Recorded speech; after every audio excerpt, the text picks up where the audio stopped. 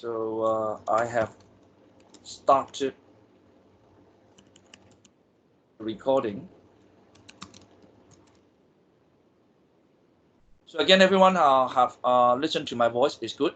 Thank you very much. That in a hot summer with the invasion of COVID-19, I wish everyone well and stay safe in your home or somewhere.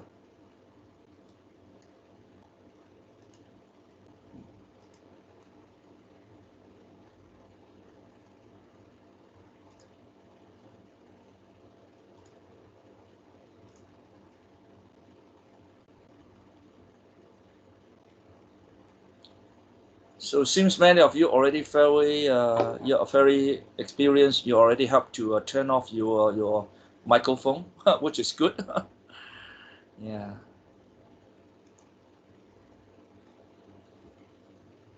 So we have another 2 minutes to go. Now it's 6:29.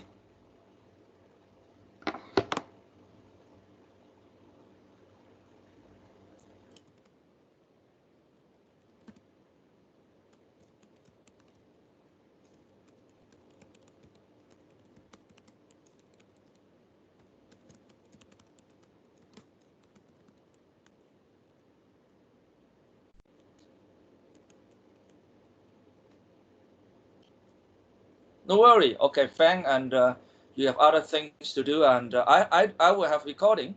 And although I tend not to answer the question immediately during the section, because yes, you know that it's basically not a very good.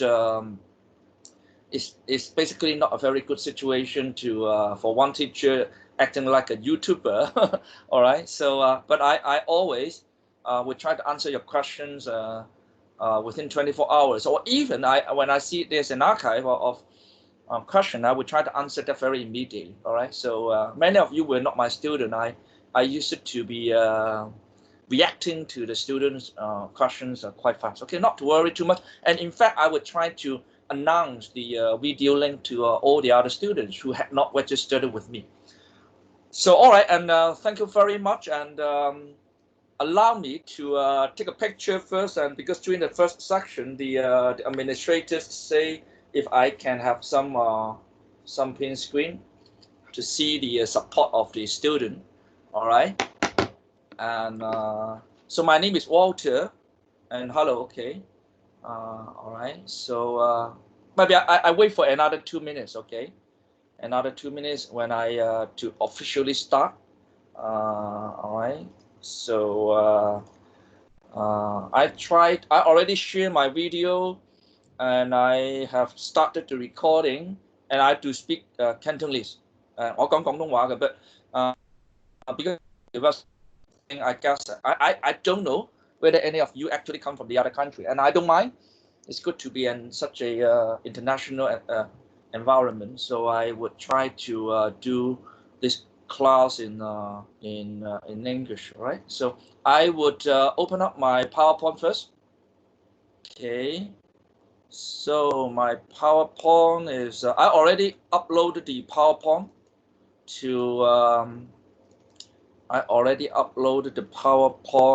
to the file section. So today is day 1. So I uploaded 2 files. What is the PDF version of today? The other one is the CISSP guide. Later on, I will try to open it up.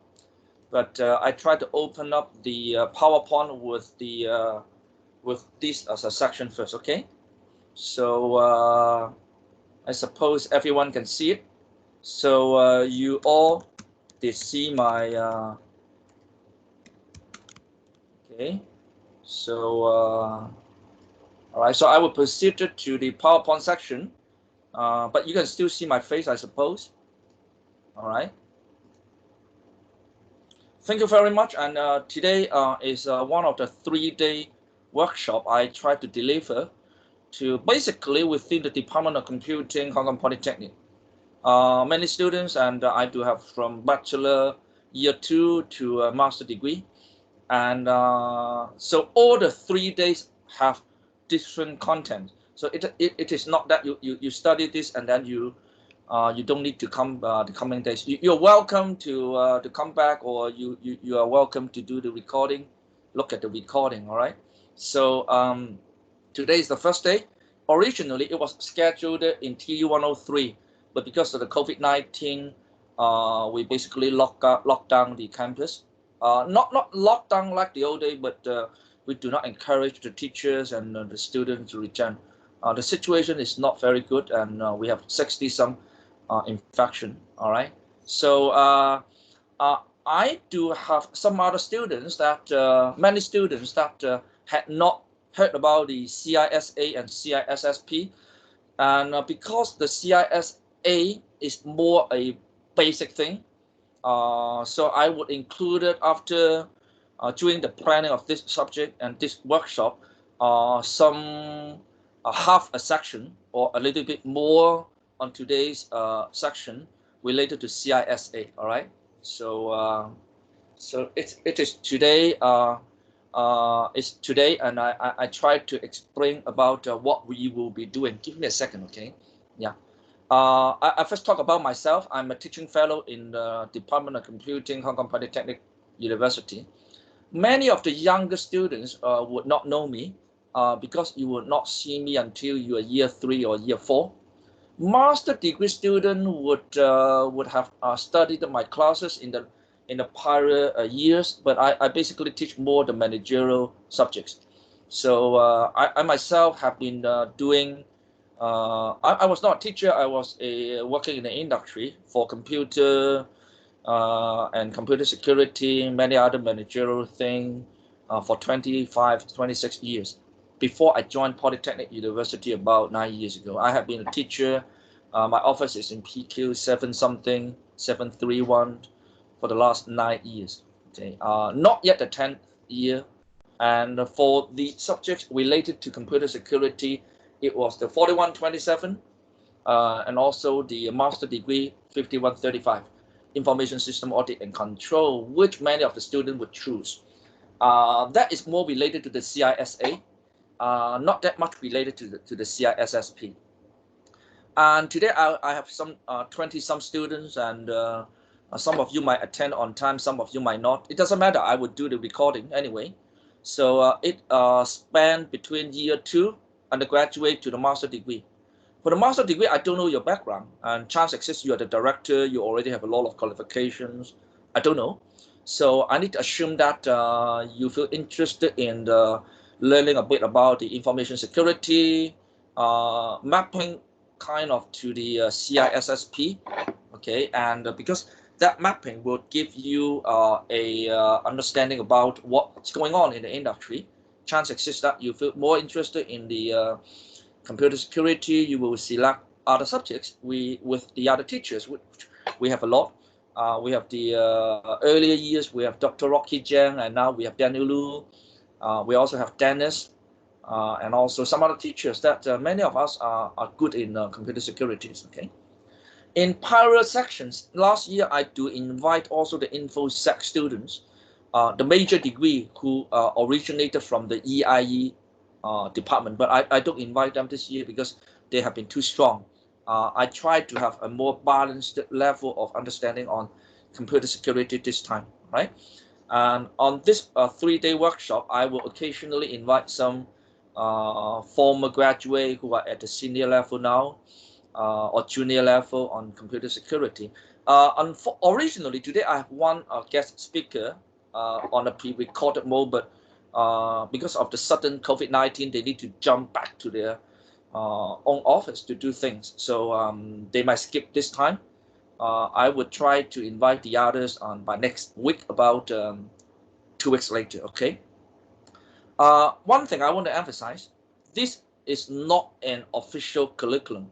Sometimes you search on the internet, you will see there are such things as the official curriculum of CISA, CISSP, helping you to take the exam. Sometimes they will charge you money. Of course, we do not charge you money. This one is not an official curriculum because the recognition as a official curriculum need the content, everything be validated by the institute, by either CISA or IS2 square, which the objective of this workshop done by me is not. It's not an official curriculum, and rather we try to act as a preview, looking into how all these information security professional exams, your career, and with your selection of subjects,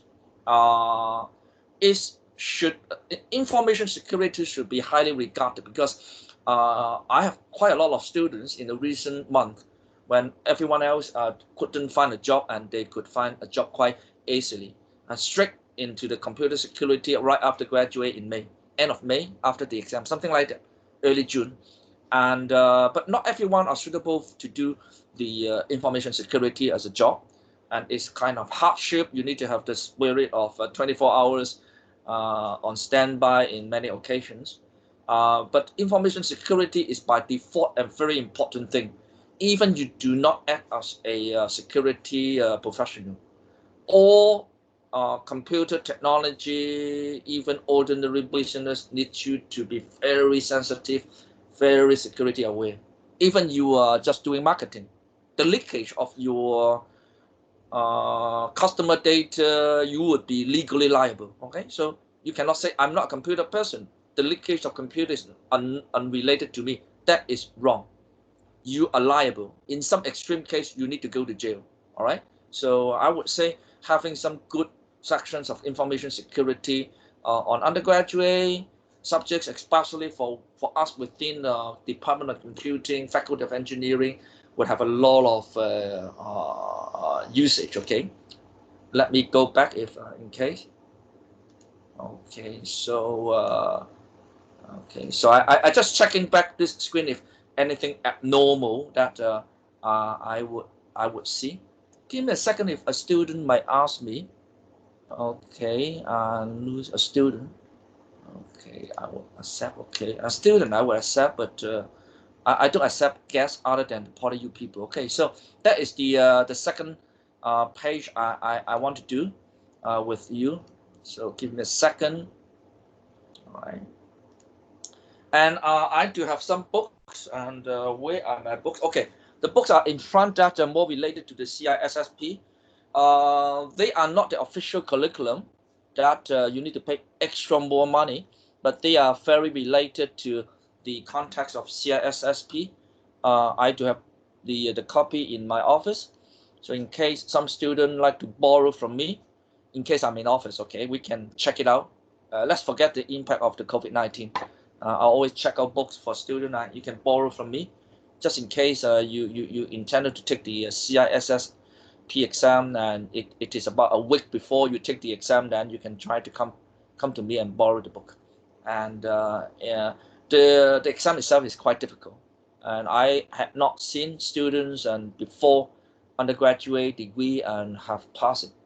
But it is possible some other university, the student, they could have passed this CISSP exam right after or a year before they graduate. Okay, so we can talk about that. Okay, we always talk about some horror story, and so a year and a half, 2 years ago, there was a incident happening in the tourism industry that the system was hacked. It was a typical case. Let's not talk about the Department of Defense or military thing. This is just another ordinary tourism company. They have a leakage of their customer data together with not only the name, not only the address, email, but also some credit card information. Okay, so let us go into have a look. And okay. It was from the Oriental Daily.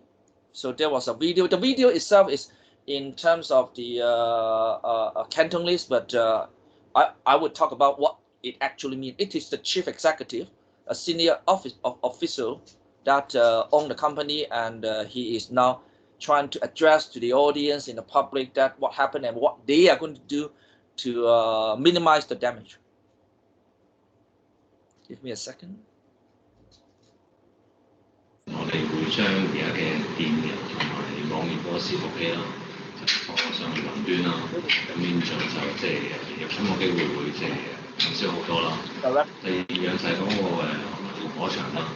而家即係除咗多咗之外啦，咁我諗喺嗰個唔同嘅伺服器嘅出現都會再加多一陣。咁即係以前可能係有一重，變咗而家可能兩重，至到佢最緊要嘅個人資料會有3重嘅保障。同時有啲職員去登入嗰個我哋公司嗰個系統嘅時候密碼啦，咁個密碼就會加長咗啦，同埋個複雜性會多咗啦，係密碼嘅層面。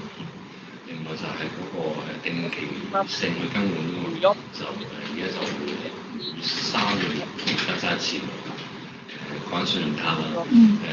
我哋淨係會儲存頭4個同頭尾4個嘅數字啦，咁就會喺半年就會將佢銷毀㗎啦。咁另外敏感性嘅資料包括出生年月日同埋護照號碼啦，1年我就會銷毀啦。其他非敏感性啊，即係姓名啊、電郵啊同埋電話就會3年就會銷毀。The email name will be destroyed after 3 years. So, okay, so I just close it down. And oh, by the way, I need to come back to ask you a question. Okay. Okay.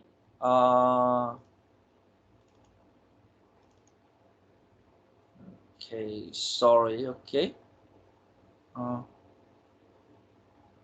Okay.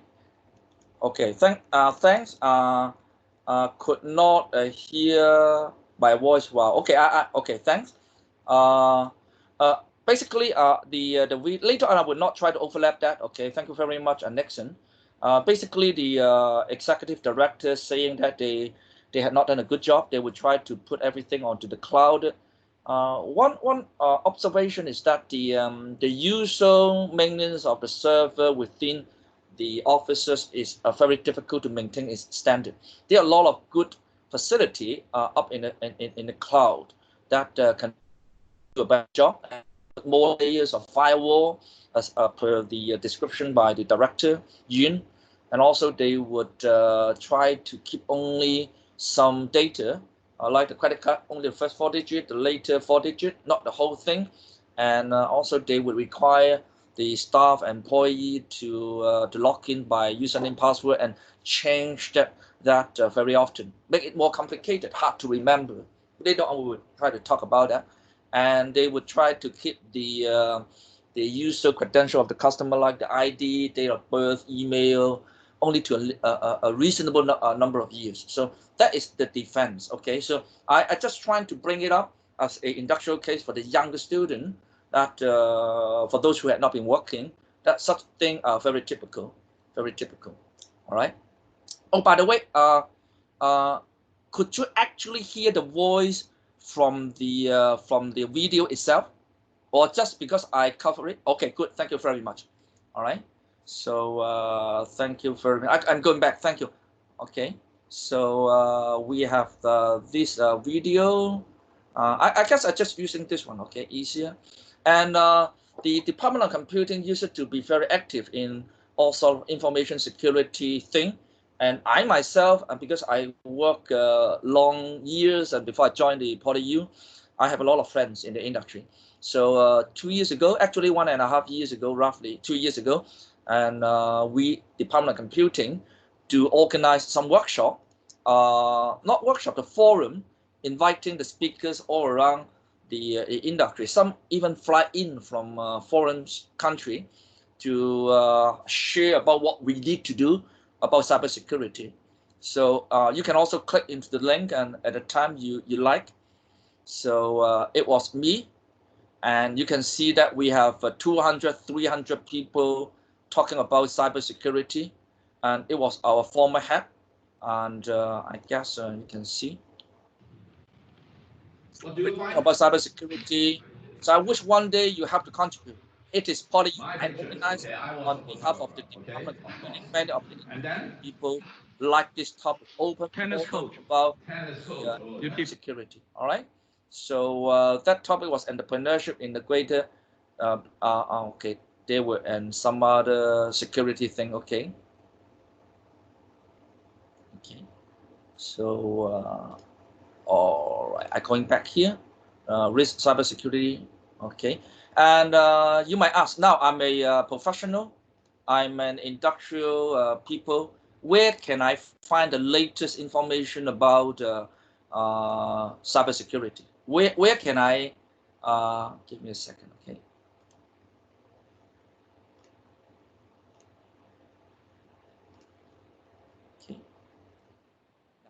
You might ask, where can I find the good information about computer security? What is the latest trend, the latest risk?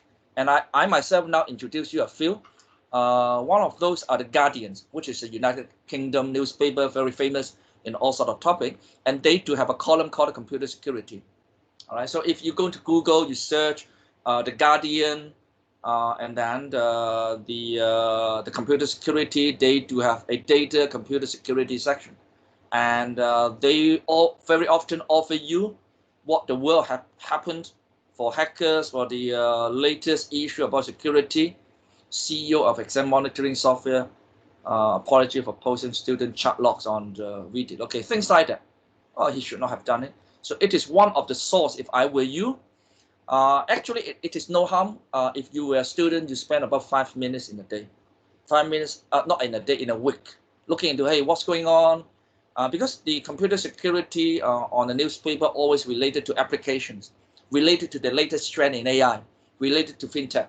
So it's not just computer security, encryption, that kind of thing. Many state of the art, the trend about computer application would be discussed. All right.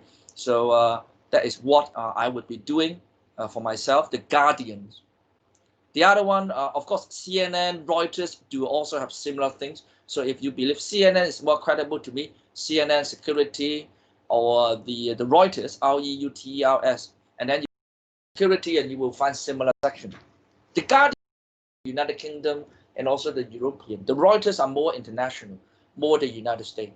Similar things would exist in China or in Korea. So find the one that you like, okay? And about Hong Kong. Hong Kong do have such information available, and one is related to the Hong Kong Productivity Council, the CERT, HKCRT. So very often, if you were one of the professional in town, you would very often going into what is the monthly update about Microsoft, the Cisco something. They have the vulnerability whether you forgot the patch, something like that. The information under the HK CERT, Computer Emergency Response Team, is a little bit more technical. So let me write down here, okay? So the HK CERT information is more technical. So if you were a security engineer, you in Hong Kong, I mean, in Hong Kong, you may open it 24 hours, okay? So it's kind of giving you some support-oriented information, all right? So the Reuters or the Guardians, they are more higher level about the enterprise view. So depending on who you are. So no harm to spend 5 minutes in a week when you are a student to look at both, right? So that was the the Hong Kong CERT. And also the Hong Kong government, the OTCIO, the more official one, also have a site. All right. So this one is more educational, not that much operational. Talking about to the general public, the importance of some security thing awareness. So if you're going into this more Hong Kong government thing, so nowadays is the e-learning, okay? So learning center, how to guard against some security stuff. They would have talked about this, okay? And also Zoom used to have more problem, all right? And so they have some guardians. Not everyone are very technical. We do have primary school, secondary school teachers. They need to have some more layman, simple guidance on the what to do things. All right, so they are not very technical, but they do contain some technical information. So it's also no harm if you were a student or professional, spend 5 minutes in a week to look into what's going on. Okay. All right. So one thing I want to emphasize that the importance of this European Union GDPR. GDPR is a very important new standard. Okay, so for that I open up. That's okay. GDPR is from European Union, okay, a standard to comply by companies on privacy, okay. If you do not, then there will be a fine. They will punish you by asking you for money, tens of millions, okay, or more, tens of millions dollar, okay. So I deliberately talk about this GDPR earlier because for students, normally you do not feel very comfortable about so-called the standard ISO 9000, or you need to be controlled, governed by some institute.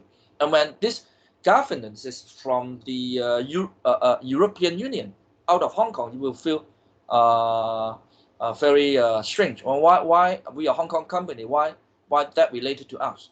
It's not exactly true. Think about that. Do we have the European visitors to Hong Kong as customer? Do they live in the hotel? Do they not buy our Cathay Pacific air tickets? Do we not have the classmates, even in Poly U, from France, from Germany, from United Kingdom as a student? We do. Even within the Department of Computing, we do have a PhD student from Europe, quite many, and they do good.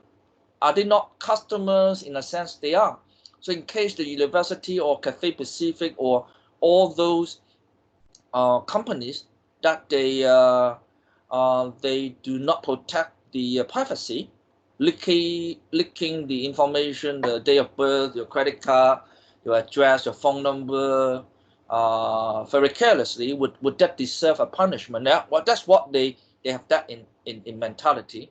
So when the GDPR was wasted up a few years ago, the whole industry was quite tense because it is quite difficult to act compliance. Very difficult. You need to invest a lot of money to buy the equipment, invest a lot of good people, inviting auditors, and that is resources, that is overhead. But anyway, this GDPR, in case you're going to enter into the field of cybersecurity in Hong Kong, somewhere else, unless you absolutely say, I would have no customers from Europe, unless that, then you have to deal with it, okay? So I give you an early alert. It's fun.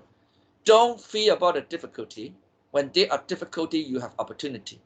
Things too easy has no value. Okay, I wish I can convince you on that. Okay, so I don't click into the link. You can try to look into that by your own effort. Okay, now, and then I always would try to bring up some jobs.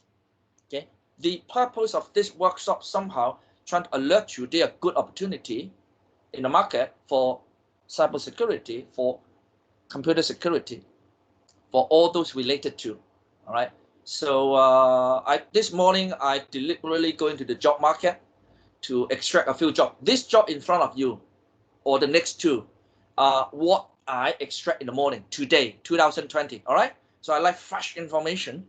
So this job head of CERT, HK CERT, well, one of the division is quite high level. They're talking about, second page, about 12, 15 years of experience, computer science, and with information security, infrastructure management.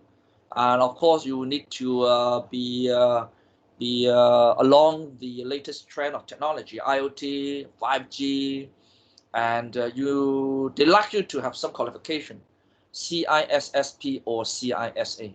Okay, so I highlight it.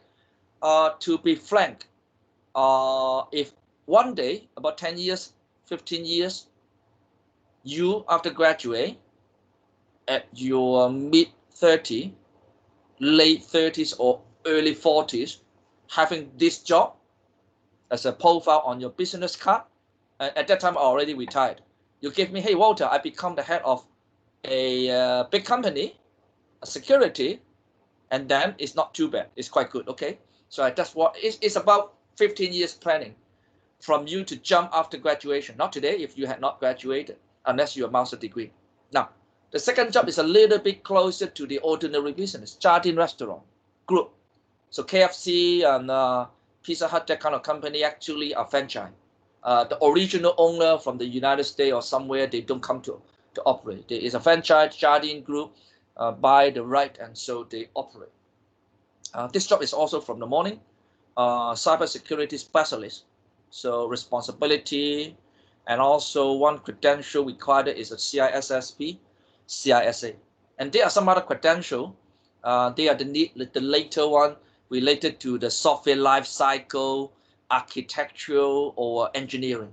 All right, there are some variation. I would say the software life cycle could be a very difficult one, because we all know that the security on the technical surface is easier to tackle. There's a packet from somewhere monitoring, scanning your home device, your enterprise firewall, you can detect it. But what happens if you buy a piece of software, you buy a big box, inside you don't know what happened, and you have no way to break it, to check everything. So it's a kind of unknown black box. So the software as a security is very unknown, and still not too many people have tackled it. So I wish one day if you say, hey, Walter, and I'm now here too, that is a very interesting topic. You're talking about the software security. Not too many people have talked about. Then you might jump into a research, you want to study more, and you become an expert after you graduate. I don't want to talk about politics, okay? So one reason Huawei was being paid attention by the Western, because this kind of product, like many other products, is a box product with software. Once they are inside your organization, you don't know what happened. Okay, you cannot tell whether there is a backdoor somewhere. And you might say, why don't you test your software, test your router, test your 5G from Sony, from Nokia, from Huawei.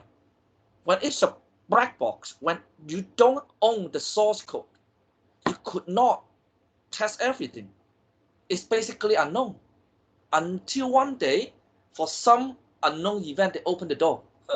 All right. So it is something I like to emphasize, the further development, the opportunity on this so-called the software security lifecycle. Okay. So CISA, CISSP. Okay. So this job is also today. So we had talked about the institute. We talk about the ordinary commercial sectors. We talk about the banking. Banking nowadays related to finance, fintech. As you know that we do have the fintech program nowadays in PolyU, undergraduate and also master degree to offer more and more fintech subjects. All right.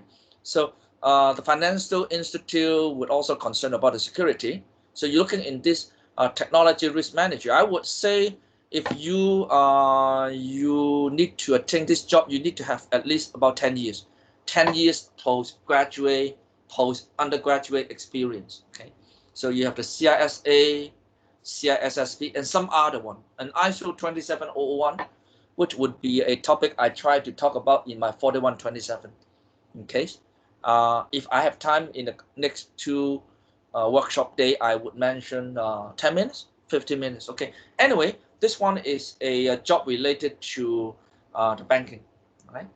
So the other jobs, I guess I don't read it word by word.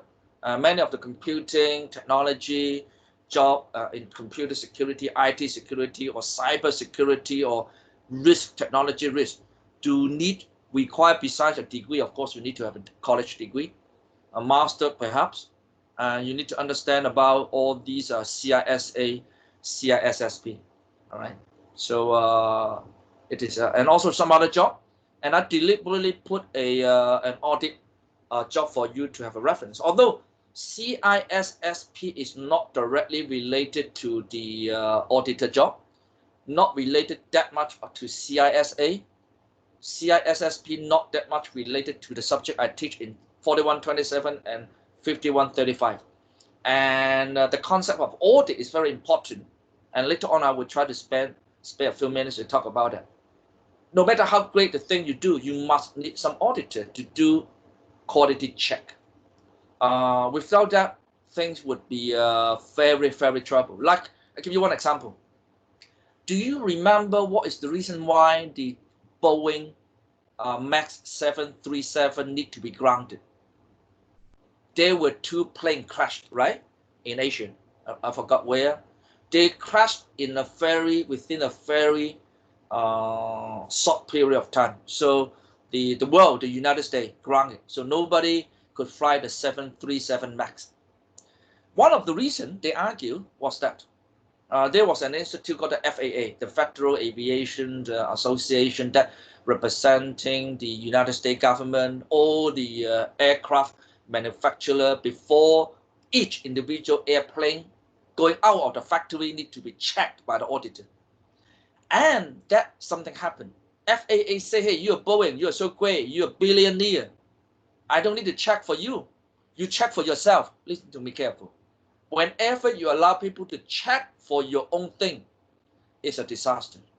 You understand what I mean? You must allow the external party, independent people to check for you.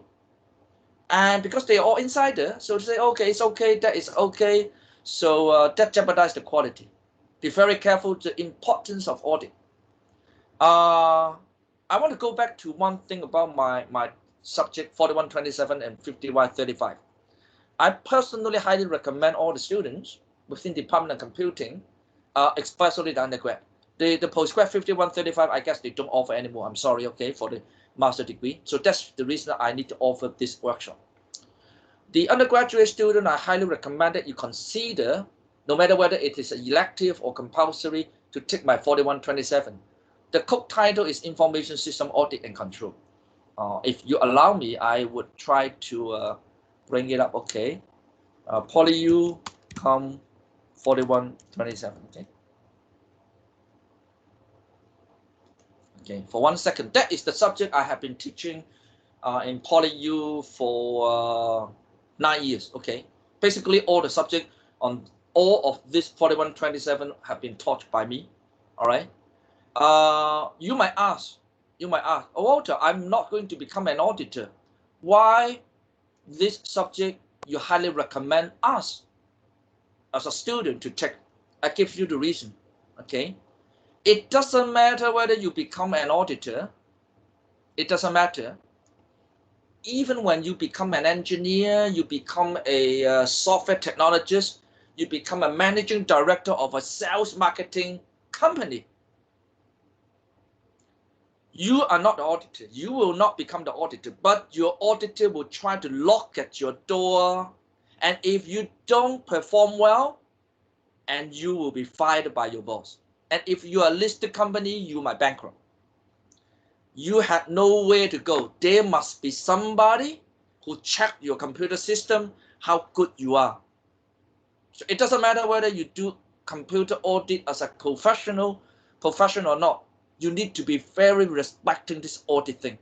All right. So if you were IT manager, you do a lot of projects, software or technology or fintech or blockchain. Bear in mind that every year or every 2 years, the auditor will come to check your work. You better have done a good job. So what is the best way to handle all this? You would have done all the precautions during the project cycle, not to cover up your failure, your defect, a week before the auditor comes. So that is the reason why I highly recommend it. All the computer student, technology student come. Even I would have students from the data scientist, mathematics student, from the other faculty, from business school, they come to take my class. Okay, anyway, so they are all related. Computer security and audit are all related. If you don't allow people to check your work, it's all leakage everywhere. All right, so I had, for the importance of this, I have to say, FAA does not check Boeing Max 737 before X factory. See what happened. Okay, you must have somebody check your work. No exception. Okay, that is what I try to say. Okay, now, so the job thing we already covered. Thank you very much. Okay, now we're going back to some general concept. Okay, so you work as a part-time, you work as an intern, you work full-time for master degree student, and very often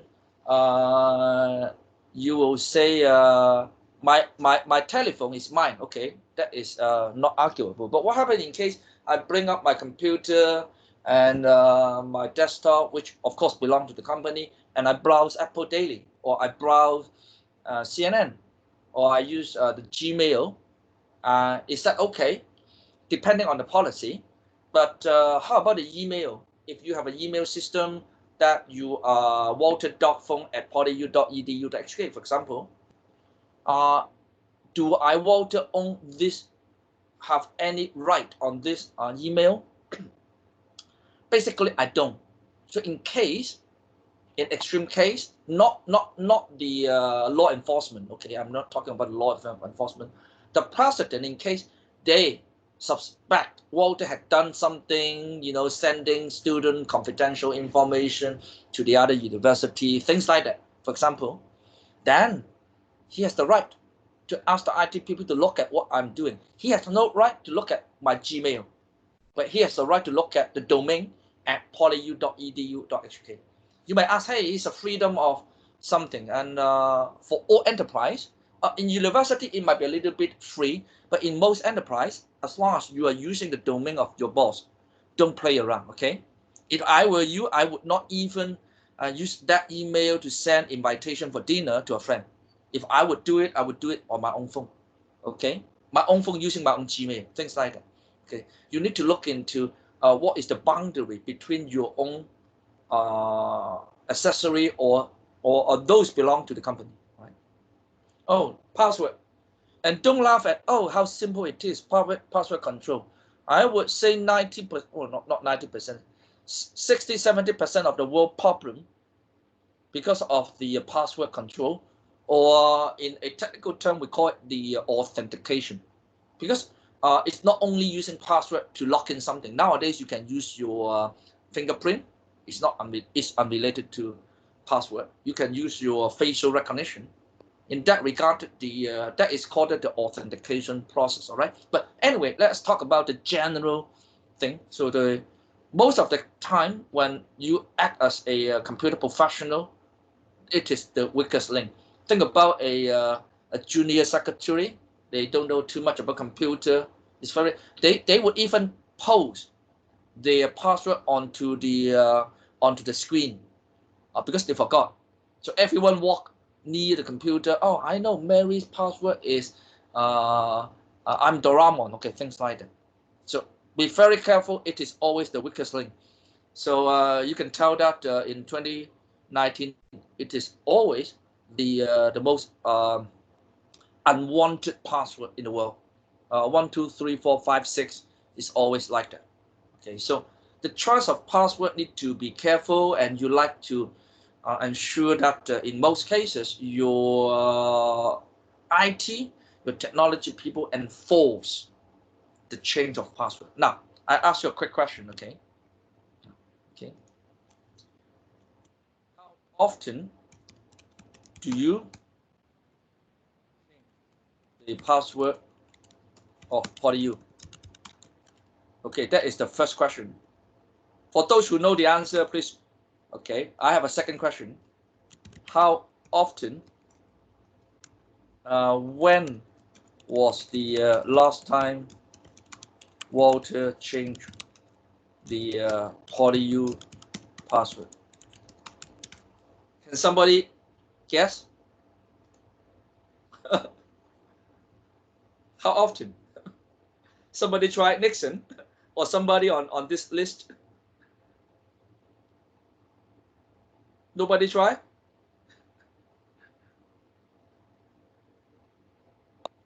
You never. Okay.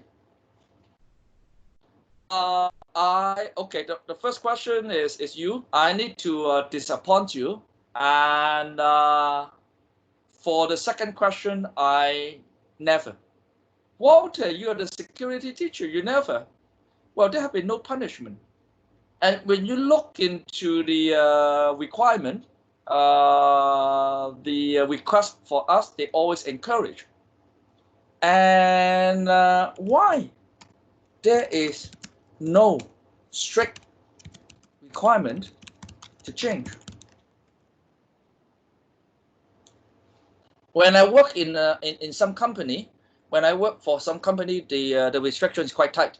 Or even in today, many of the public domain applications, if you don't change, then you would not be allowed to proceed. Very often it's like this, all right? Because there have been the risk associated is a business decision, and that is always arguable. We look into this. Who say you must change it? Is there any, a government law? Unless there's a government law, then you have to. And in some institute, like the university, as I remember, the tendency is that, think about a penalty. What might be the problem, any problem, if university insists 3 months must change? All staff, all employee, all student, you must change, and or you will not be permitted to proceed. You know what happened? The help desk, IT, will receive millions, not millions, okay, hundreds of calls saying, I forget, help me. It's always a balance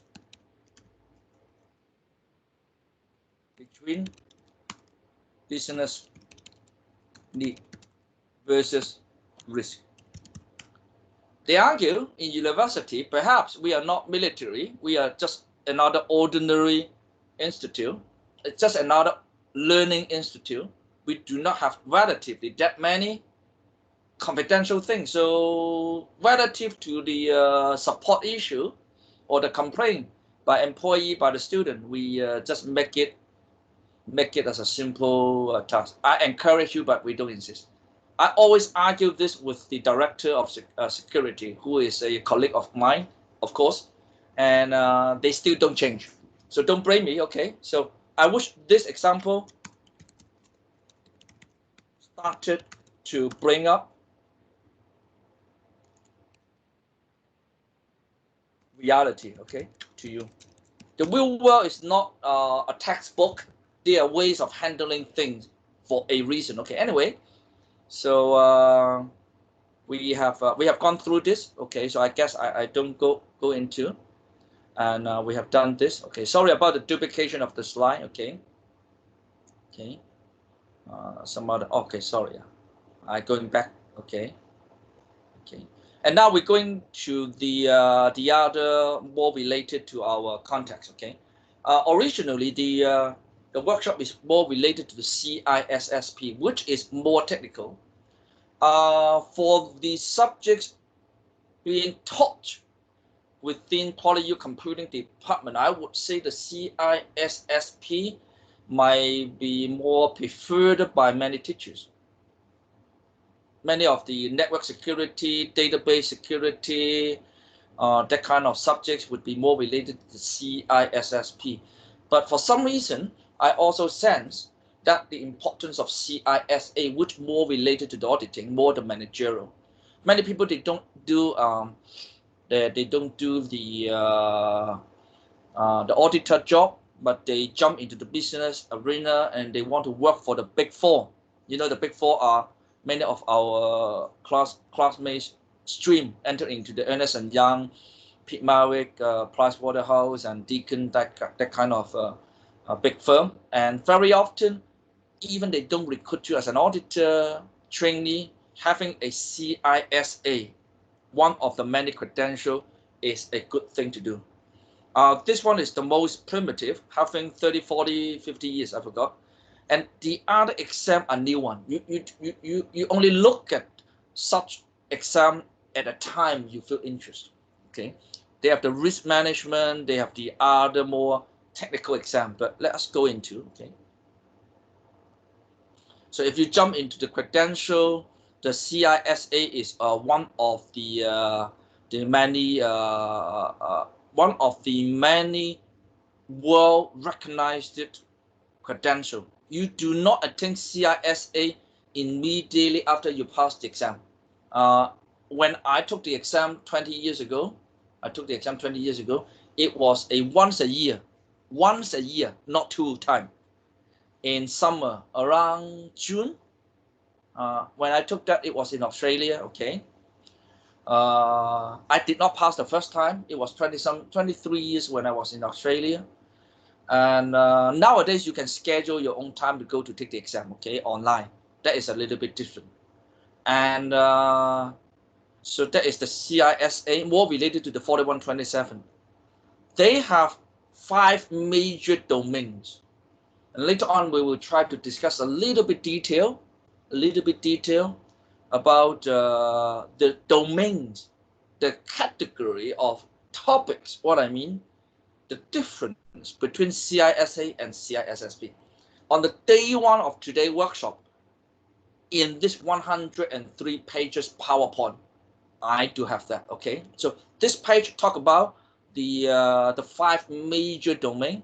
For those who have been my student in 4127, you can tell that it is basically some lectures in a particular week. Information, the audit process, the governance. Later on, we talk about what they are. The information system acquisition. You do not always buy software. Very often, you do not always build your own software. Very often, you buy it. So when you buy things like the United Kingdom, they started to buy some 5G, 4G. They see there's a risk, so they say from now on we are not going to acquire anything from Huawei. Same thing happened in many of the other enterprise acquisition. We also have the general operation, business continuity, which is a big topic, and also more technical thing. Okay, give me a second. I come back in a second. Okay, sorry.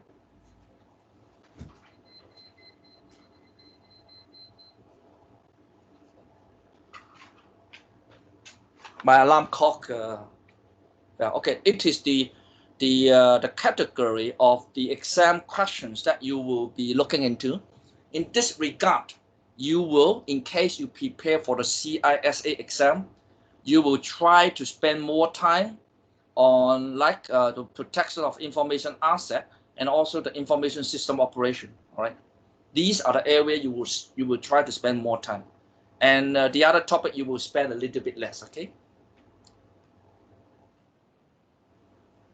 The exam, when I took the exam, it was in person, 200 questions, 200 questions in 4 hours. Now on computer, it could be a little bit different, but basically still multiple choice with A, B, C, D as choice, okay? And select the best answer. I would not talk in word by word. It is not my habit. It doesn't make sense. Basically on domain 1, you see we have 5 domains. The domain 1 is more about how to do the audit. Now you might say, again, I don't know too much about audit. Does it matter if people skip this auditing portion?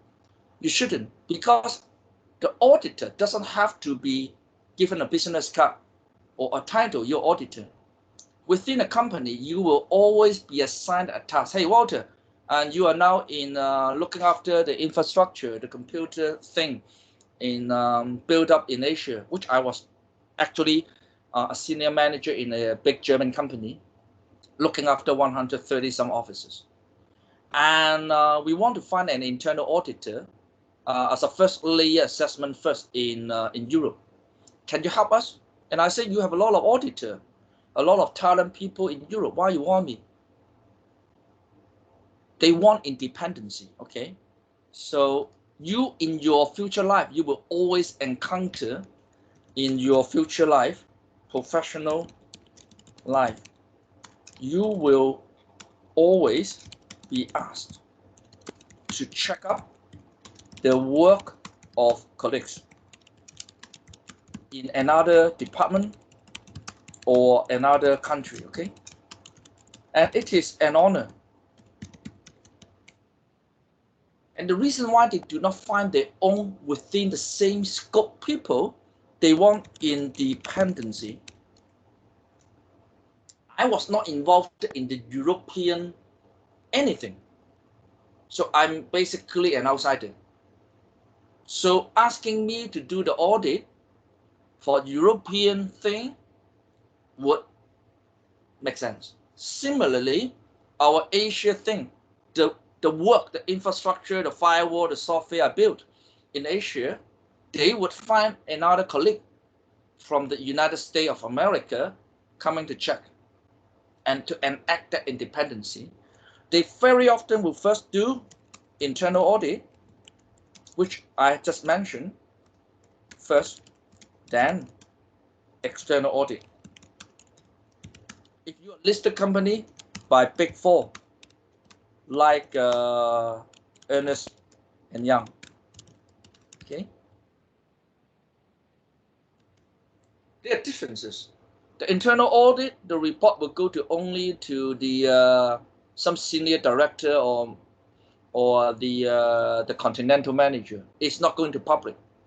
But the external audit, report, if listed company may go to public. Okay, so they very often want a little bit of first check before the real thing come. So there are a lot of opportunity for this kind of quality control. You can regard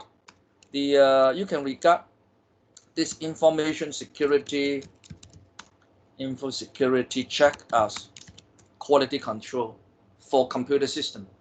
All right. Okay. So I would not word by word talk about that. That is the work, the questions they were trying to ask. The second domain would be about the governance. I want to earlier bring up all these jargon because later on the second half of today or closer to the end or by the next two workshops, you will continue to see similar jargons in the CISSP section. So you like to know, okay, governance, what it means. Many of the computer students don't know what it is. It's a valid. Yes, hello.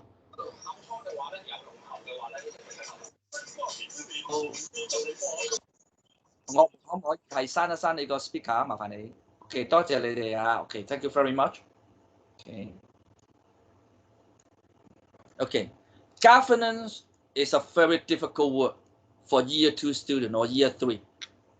Governance is a relatively difficult word. Okay. It's important. Of course, governance is not government. Okay, governance meaning your company can invest that much of money and resources.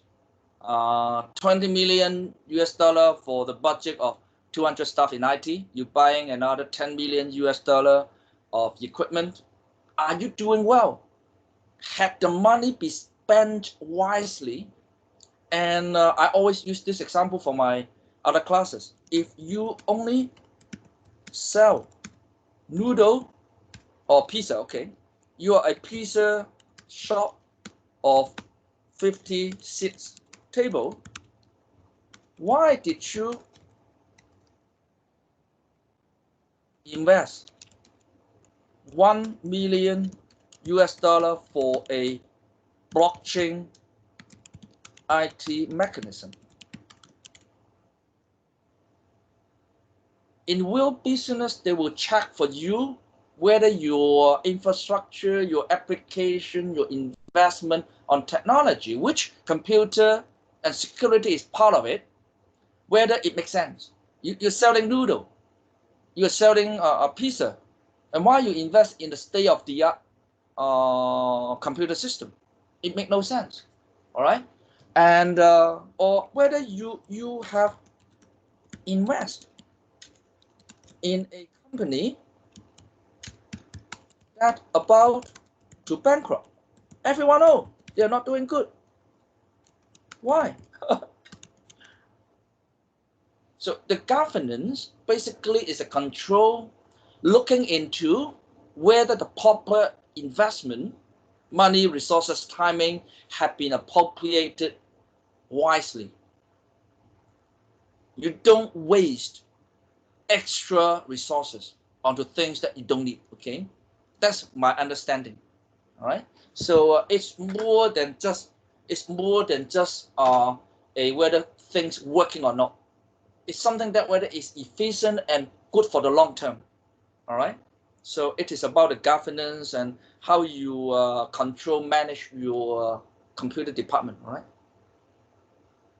Then you have the acquisition, like I say, the how you buy the software, how you deploy the software, what is your project management life cycle, and how you consign and design a project. And you might have heard about project, okay? Project management. Let me. Okay, project management is very important in technology, IT, software, etc. We used to have good teachers in this. The retired Harrington, and now we have Dr. Richard Lloyd also teaching project management. And by the way, one thing, if you wanted to get some certification, the non-vendor cycle, normally I would subject either CISA and or CISSP. If there is a second or third certification that I would suggest you as a professional to consider, it would be PMP. PMP, you're going to search on the internet, okay? It's related to project management. So how to perform a project wisely with the proper step. And PMP will be related to software, IT, hardware, etc. It's very important.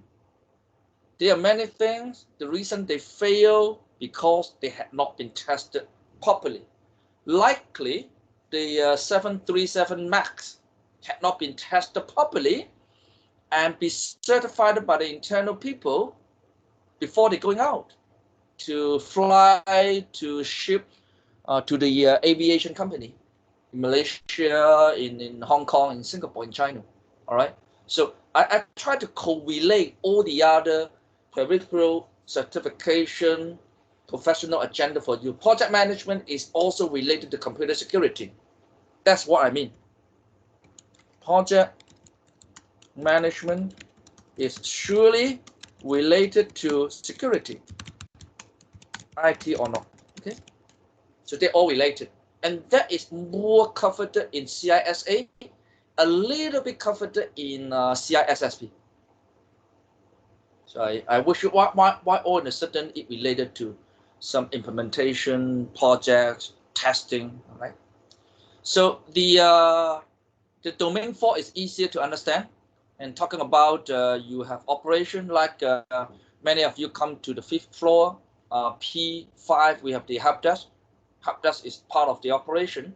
So the student come in to check the check in for borrowing the computer. The teacher will call in, hey, my room in TU 103, the microphone doesn't work, the video doesn't work, the network doesn't work. So they would try to plan all over this. And in computing, the gentleman that you might know, Mr. Ethan Wong, it is a figure, the manager in P5 is responsible for this, the IT operation for COM. Okay, only COM. This for COM. Okay, and there are other people, so-called the ITS, will be the university level. Okay, looking after. So sometimes you heard about ITS. Is it computing department? It's not computing department. Us, the academic department, we teach. We don't deliver service. The service delivered is by the IT service, which you can search from PolyU. So if you allow me,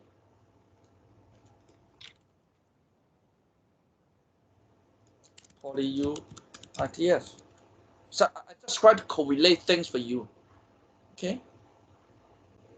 This department is the ITS, governing the whole Polytechnic University computer. They need to buy things, they need to build their own, and their headquarters is in Z Core. Okay, ITS is in Z Core. Okay. So now you understand in terms of the information system operation, university-wide, it is related here. For computer related, we are, of course, computing department is much smaller and it's in P5. Now, okay, this business resilience, business continuity is a big topic. Business continuity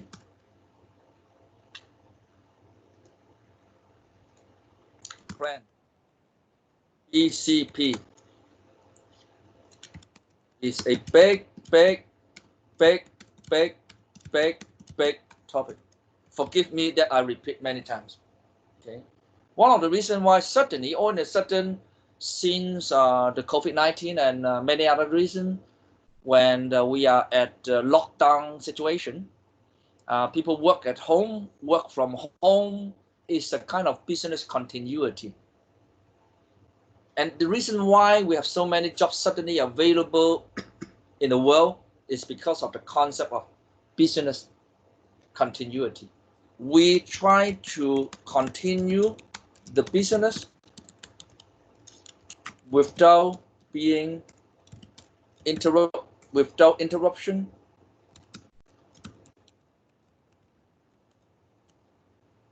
because of the natural disaster or other things. Because of natural disaster or other reason. Okay. Electricity down is a natural disaster. It's not. It's kind of man-made, I would say. Earthquake is some natural disaster. COVID-19 is a natural disaster. In many situations, the business continuity plan, listen to me careful, we used to deal with business continuity plan, assuming to avoid single point of failure. Remember this key statement. We normally would cater for single point of failure, not multiple of concurrent failure. But the pandemic and the coronavirus kind of disease defeat this concept. Like the SARS or now the COVID-19 is a more complicated multiple point failure situation. So that is much more difficult to tackle.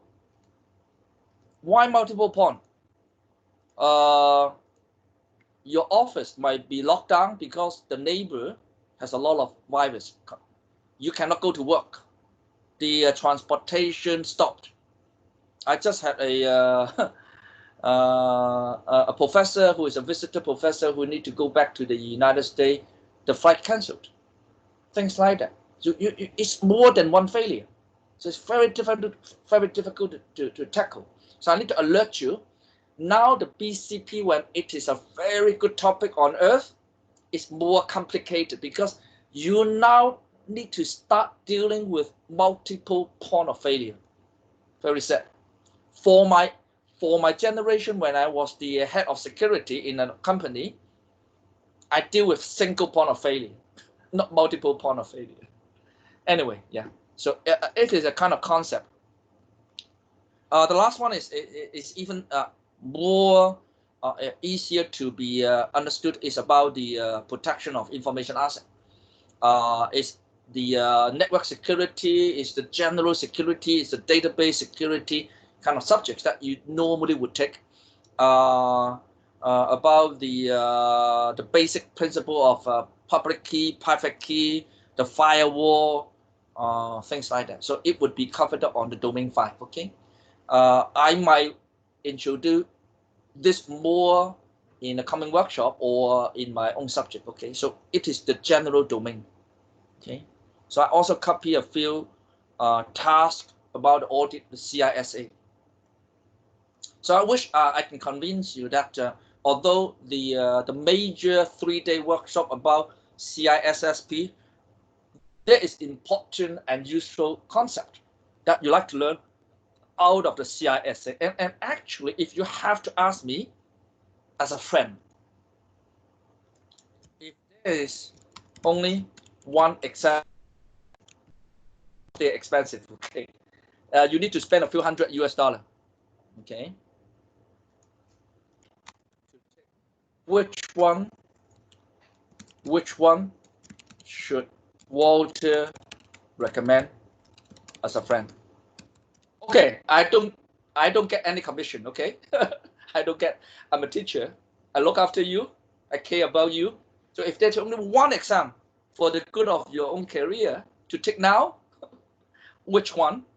I would always say CISA first, then CISSP.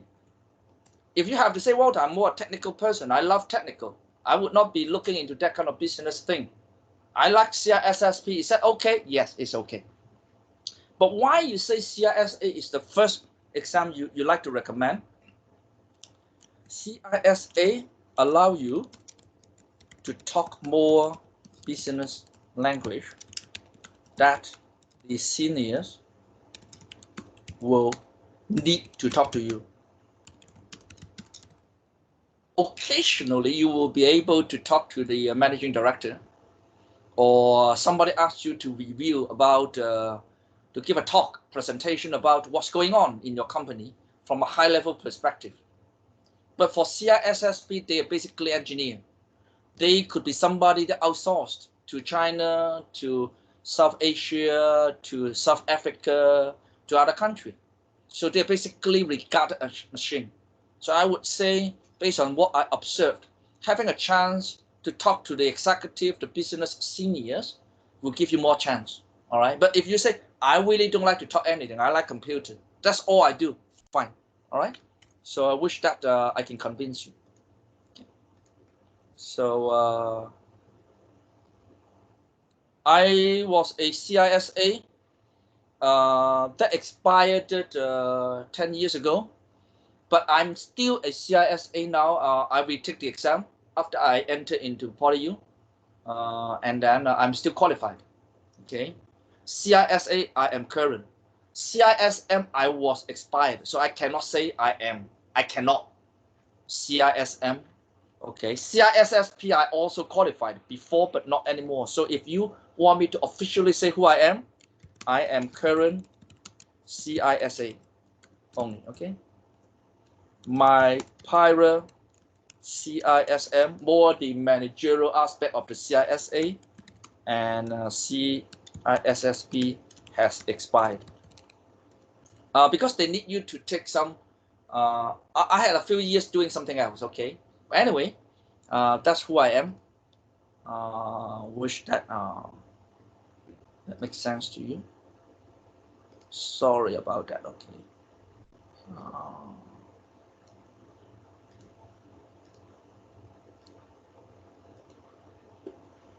Okay. And I used it to be related to the CISA's education sector, and over time we always have a lot of functions, and I have my research area of interest in simulation. Some of you might know, or later on I will let you know, and some students get some championship with some institute. I also sometimes encourage and sponsor the student to participate in some cybersecurity competition, and which they did. Okay, And I guess I would try to play one video before we go to a short break. It is a video done by one of the former graduate who is now CISA and CISSP. She worked for a bank, and she make up this video. Don't think this video is just cartoon. It is used for professional awareness training, which is very important. You can see from one of the slides,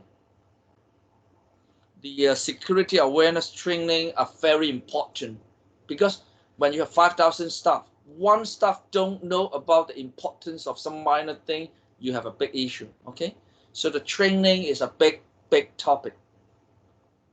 I play the video now. I try to stop talking.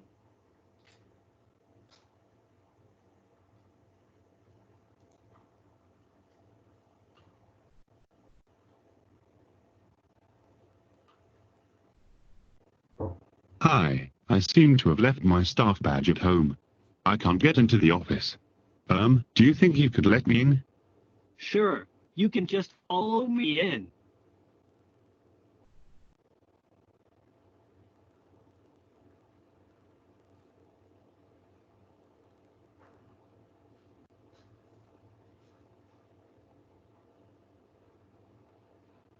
Thanks for your help. You're welcome. I have to work now. See you. Okay. Have a nice day.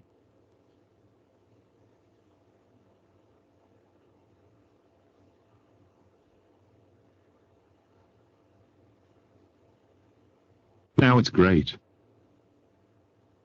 Let's see what we will get there. Confidential information. Unlock screen. Company mobile device. Great. Client information is lost. What happened? Sorry, it is my fault. You were fired. To have left my staff badge at... Okay, I just replay from the beginning. I seem to have... Obviously, he's a good guy, the handsome boy. This older gentleman is not a good guy, so he claimed he forgot the badge.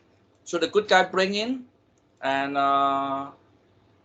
so they skip the registration. There should be a registration desk, but it's empty. And going in, even a guest with a visitor Now it's great. should have someone to escort. Let's see what we will get Walk there. along. So don't do what Confidential information. done. Confidential information should always be locked into your drawer. Computer screen should be locked. Okay, don't give nobody no chance. Even you go to have a coffee break, 5 minutes, lock your screen. And your mobile device with you, please. That contains a lot of information. All right. So I guess we have a short break now. Is 7:46. Okay, I come back at 7:58. Okay. Okay. I go to pull some coffee. All right. Come back to you soon. Thank you.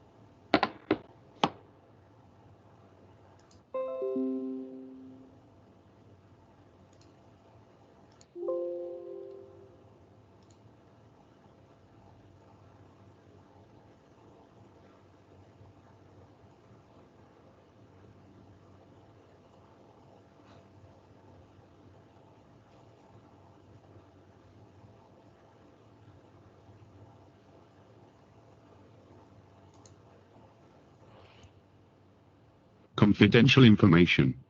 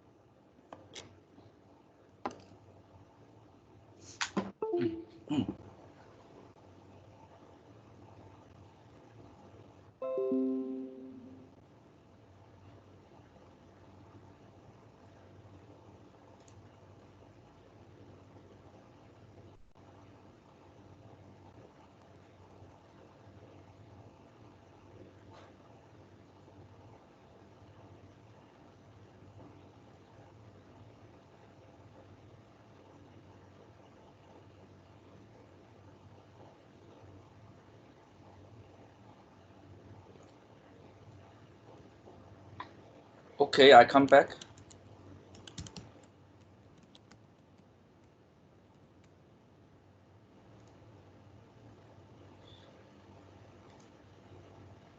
So those are more the CISA activity I done before. And within the PolyUcom, there are also other things. I do supervise the student in many projects, and final year project and capstone project. And one of the student, a pair of the student, had even gone to Scotland for a competition. Okay, his name is Jackie, and it was the presentation he did. And you can spend some time to look at what he did. Hi everyone, we are students from Hong Kong PolyU. Today we would like to introduce a game to you, which is Sims DC Fantasy Simulation game. Gaming is a good tool for learning. According to Squatter in 2003, strategic computer game is able to deliver information to the user at a time that it will be of the most benefit. You will examine risk assessment, risk management, and time management from lots of the game content. The game content is referenced from the ISO 2701, which is a professional information security framework. Our strategic game is targeted at university students, adults in workspace, RT directors, information security officers, and other senior management. Our game is web-based. You can access with the URL we provided. Now, let's see our skeleton prototype. First of all, you need to enter your username and press the game start button. And I don't intend to play the whole game, just show you that when time to come, and they are also projects that you and me as a teacher and student can do. And some of such game, such simulation which we are now developing can go on for commercial purpose. You can actually sell it and for commercial reason and to get some funding. All right. So we have been talking about that in department. All right. Now we're going back more in depth on the concept of something. I tried to have this section about until for another half an hour before we're going to the more CISSP agenda. Okay. Now I always bring in this page, and you can see from the date that this a snapshot of the security concern for military is 2010, about 10 years ago, and I always still bring it up because even from military perspective, there is one thing they always emphasize. It's not about firewall, about the defense, or not about weapon. They always say the cybersecurity policies is a matter of priority. And we look into most of the companies that in doing serious computer security investment. I would like to say what this gentleman, who is the Department Secretary of Defense, the United States, 10 years ago, what he said basically applied to all companies. The importance of policies. Without policies, something related to what you can do in a organization or what you cannot or you can. If you don't lay out a good framework, set out a so-called a policy, then your organization will be quite chaotic. That sometimes people break the law, the rule, and sometimes they don't. So you have a lot of leakage, you have a lot of the confidentiality things or the infringement thing to happen. So the policy is a very important topic that when you either as a CISA or CISSP, part of your job would be to enact, to operate the policy that have been running, or to improve, to advocate a better policy in order to bring the company to a better state. Policy. But when we say it is easy to say, policy is not something just a piece of paper. Let me repeat, policy is not just a piece of paper. In most organizations, is money matter. So let me show. Okay, policy. I'm talking about technology or security policy. are so important,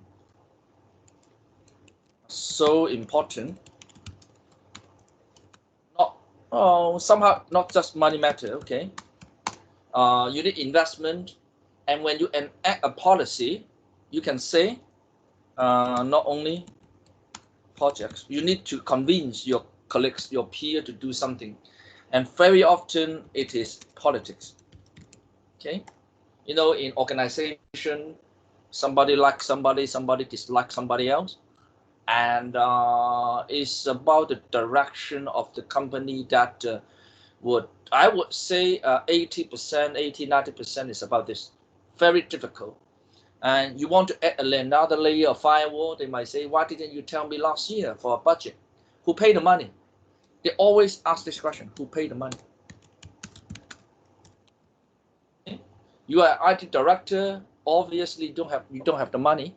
And when you ask people to pay the money, you need to be very, very persistent. And ideally, you plan for budget, meaning what to spend as IT director 1 year ahead. If you don't have this a year planning, then they would say we don't have the money, and you don't invest. But when you don't invest in a new mechanism to defend, then your leakage would bring the business down. So it's a very difficult dilemma, so as to say. Okay, so now about the this workshop, we also talk about the profession. So we have a quick look about what the profession would be. External auditor, Big Four. Most of you will not. And based on my experience in PolyU, only very few students later on, they would become auditor. External auditor, Big Four. They need to undertake a conversion program, doing a master of accounting, or going for taking the CPA exam. Join the Big Four if the results are good, and then become an auditor. For computing student, not too many of us would do it. And most of you, computing student, master, bachelor, would become an IT manager. A few percentage of you will become a doctoral degree student. You will become professional of security. You will become governance management, and some of you will start your own company. Some of you will fill the gap as an internal auditor. I was an IT manager, kind of senior manager, and then later on become an internal auditor. I was never acting as a external auditor. So I also actually start my company 20 years ago to sell some networking, a little bit of security, but not too much. So I jumped from this angle into IT manager, and now I become a teacher. Okay, so the majority of you will become an IT manager. Now, in this section, or maybe in the future when you see me, I will always use this one as an example. Many companies would have individual department, management, finance, IT, sales, product, customer service, call center. They will have a lot of IP, telephone, computer facility. They would have a network linking to the world, firewall internally, and some of the facility are internal. Still, for example, in PolyU, we still have some facility inside. Okay, although we also have many going out. We do have our own internal data center.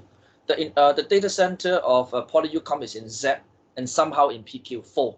You know, PQ7 is my office, PQ8 is Department of Computing, and you sometimes go to 5 for laboratory and 6. And PQ4 is basically one of the earlier data center, facility data center of PolyU University as a whole, ITS. And since the building of Z, they going out to the other building. Okay, they balance. And many facility will be going out the cloud service. For example, the team service, the Blackboard. I guess the major facility is physically outside, and also the email, and many of the facility are actually physically outside. The cloud phenomena is there, and the trend is enterprise would tend to use more and more the cloud. but it depends on the country and the locations. When you talk about cloud, your network need to be very good. You're talking about gigabit per second, and you're talking about the whole city would have enough facility, mobile phone, 4G, 5G in the future. And I would say in Hong Kong, we are now having half-half. The bigger enterprise, they're going out to the public enterprise and for the facility or the application. But still, some institute would have their own facility inside the building. Which one is better? Well, it's hard to say. Later on, I will explain. But for what I had mentioned about the computer security policy, the most difficult part is not about the hardware. It's not about the server, the cables. The most difficult part is what I say, the earlier military statement about the policy. The policy is what we can do, what we cannot do. Basically, even when we later on talk more about the CISSP, on top of the CISA, then it is basically an argument what best policy would be the way to go. Okay, so in my subjects, I normally would bring in this topic at this page if you had not seen a decent enterprise-wide network and facility. That is the page I want to bring up as an example. Okay, now this page is very important, page number 35. For the importance, I guess I say it this way, page 35 about CIA confidentiality is most important. Okay, not for the purpose of exam, we don't have exam here, but for the purpose of understanding about all this, it is the most important. CIA, not Central Information Agency. Okay, it's about the confidentiality, the integrity, and availability. We basically would base all our discussion from this CIA argument, CISA, CISSP. Professor Stalling is a professor, okay, academic. He nominate and say over a network, okay, let's say e-channel, internet, something. We send $1 million to a guy from source to destination, everything working. So I send 1 million, the other destination receive $1 million, no problem, normal. Okay. What happened in case there is a hacker in between? The transmission of $1 million still go through, but when it should be treated as confidential, the hacker knows about this transmission. Hey, somebody send $1 million to somebody else. They must be doing some secret tricks. Sometimes you don't want other people to know about this. It's unrelated to them. So this leakage of the transmission info is called the problem of infringement of confidentiality, and the hacker doing intercept the traffic in between. And in other case, the 1 million does not go through, and the hacker pretended there is a $500 going to the destination. So it's the infringement of integrity. Infringement of integrity. All right. So in another case, the hacker stopped everything.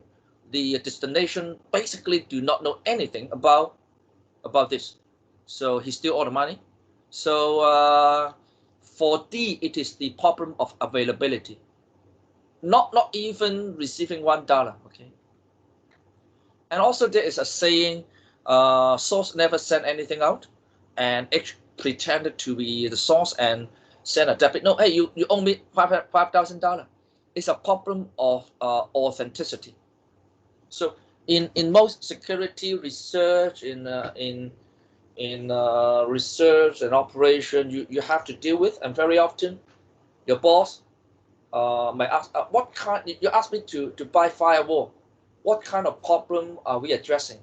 You can say the firewall basically defended at least some hacking problem on the website, So it is a kind of helping to improve the availability.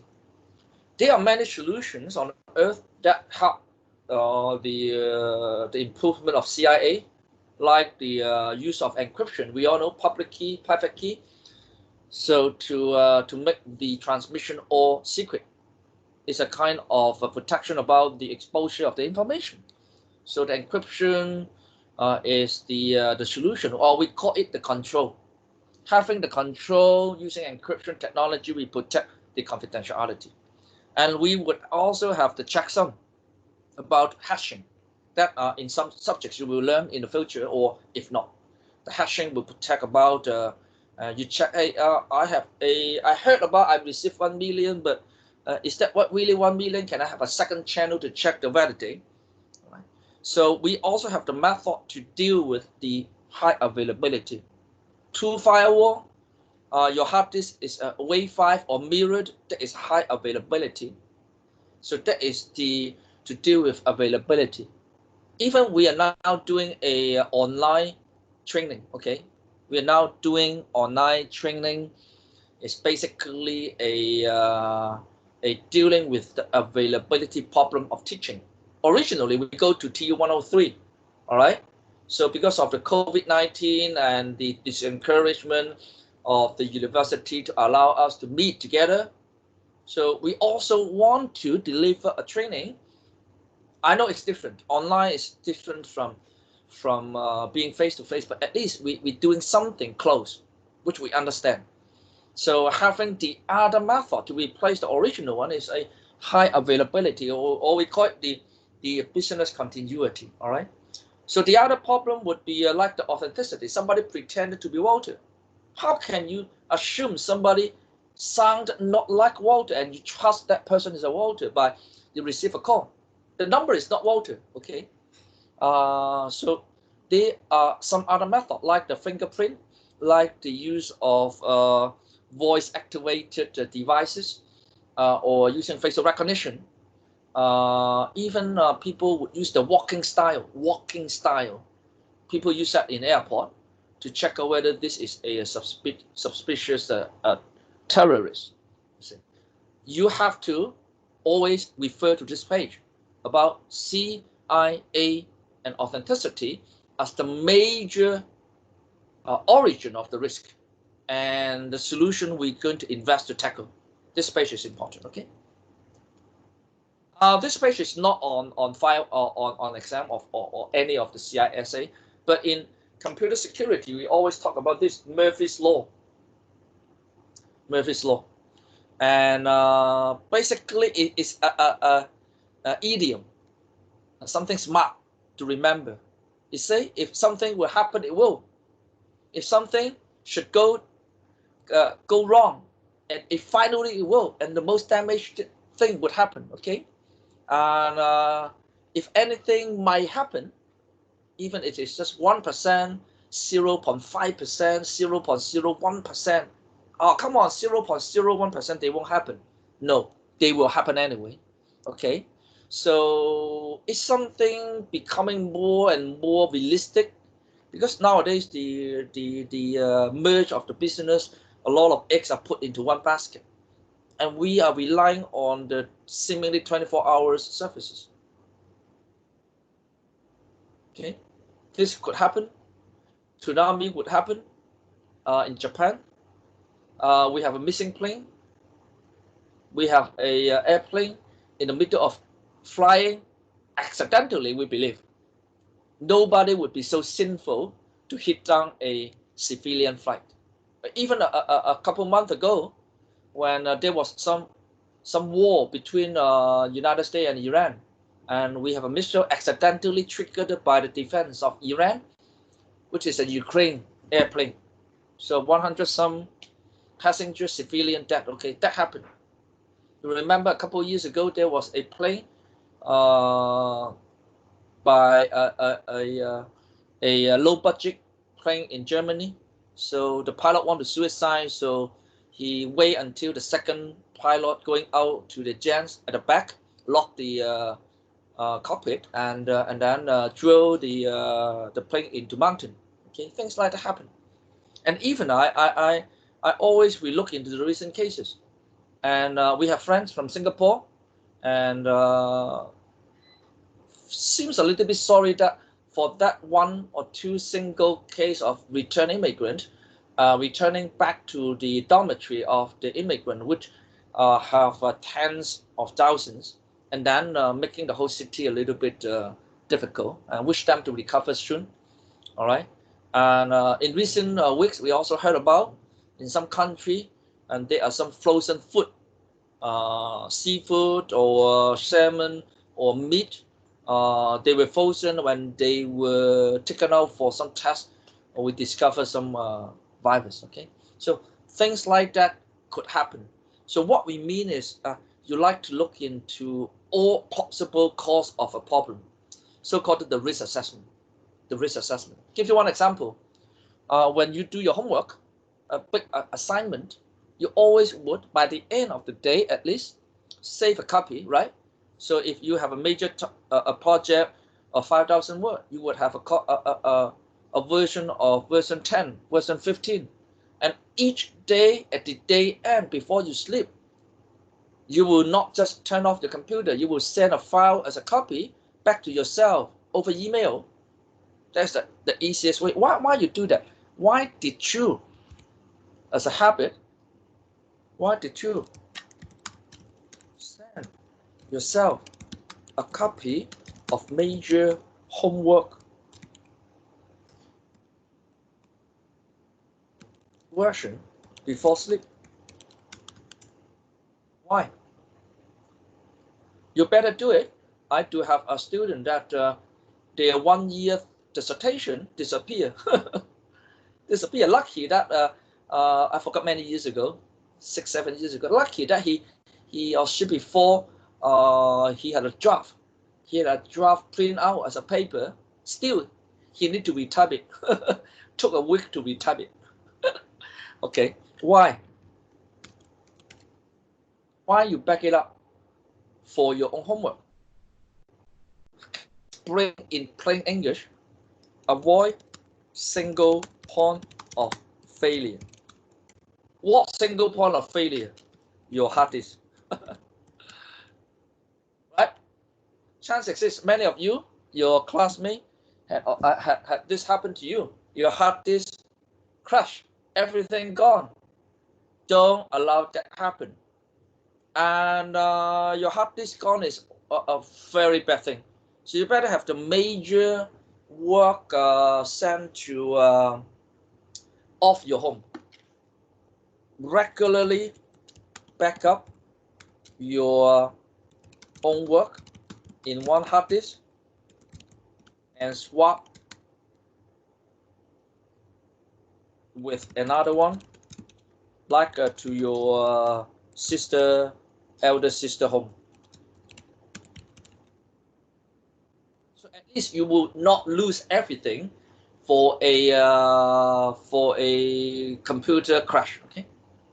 Avoid single point of failure. Let me repeat. Avoid single point of failure. Okay, anyway, that is what we do. Murphy's Law. All right.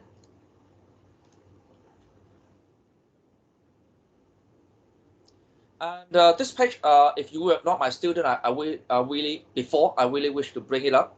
So we're talking about computer security. Now, for one moment, what we actually doing? Protection of information and knowledge asset. Protection, security, protect things, right? What are we actually protecting? We have a firewall, we have a data center, we're protecting computer information, the file, the customer data, the name, the address, the credit card number, right? Information. For a philosophical view, not only the customer data, you also would have a lot of the experience. Not only your experience, your other colleague, your whole team. Some company would be 100 years. IBM is 100 years almost, and many company would be 40, 50 years. Hong Kong government is more than that. There are many things you want to protect. It's not just the name of the employee or the address.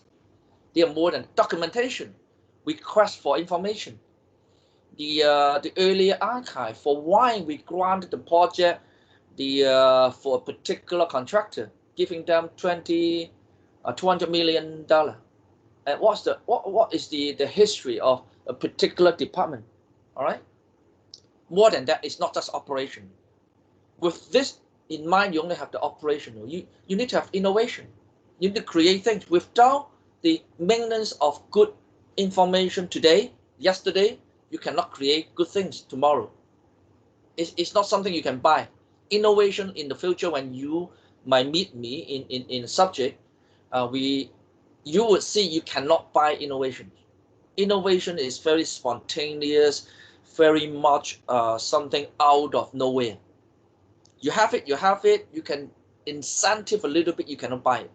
Okay, so at the end, it's money matter. Okay, so do not blindly believe that we doing computer security is only to protect the 0 and 1, the name and address, the Visa card number. It's more than that. You don't protect them, you cannot innovate. Okay? There are a lot of blueprints, there are a lot of things that a new aircraft need 20, 30 years of working experience. They put everything together and innovate. 40% is the old thing, 60% is the new thing. All right, things like that. Okay, so this page is useful. All right, I will jump out of this and then we'll go into the other section, just in case you want to know a bit about the audit. And one day I will be spending time on that. Okay, auditing. Before we go into that CISSP, I still wish to talk about risk. Now I tell you why. Risk management, very important. Risk management, or the risk management sense, very important, critical, I would say, very critical. Without the sense of risk, we cannot talk about CISA or CISSP. We must need to talk about risk.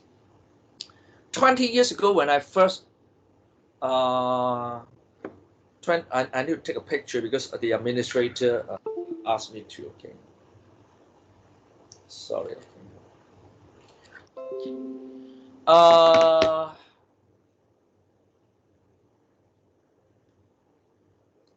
20 years ago, when I first do the exam of CISA and CISSP, the concept of risk was not there. 20 years ago, the concept of risk was not obvious. I'm not saying it did not exist. It exists. 20 years ago, during the CISA, CISSP agenda, when I was trying to take the exam, CISA. Okay. It was not obvious. But during the last 4 or 5 years, basically, they would not talk anything about security, technology security, or computer security before first seriously talking about risk. So risk comes first nowadays. And for the ISACA, they even have a dedicated risk management exam. Risk management exam to exist. And a good friend of mine, her position is the security head of the Hong Kong Electric, 香港電燈公司.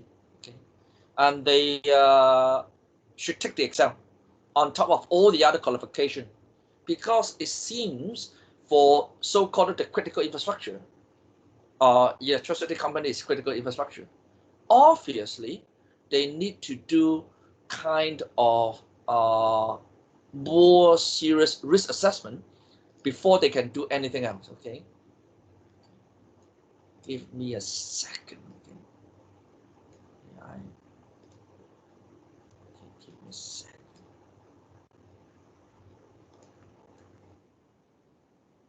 There's a few pages. Now, this is the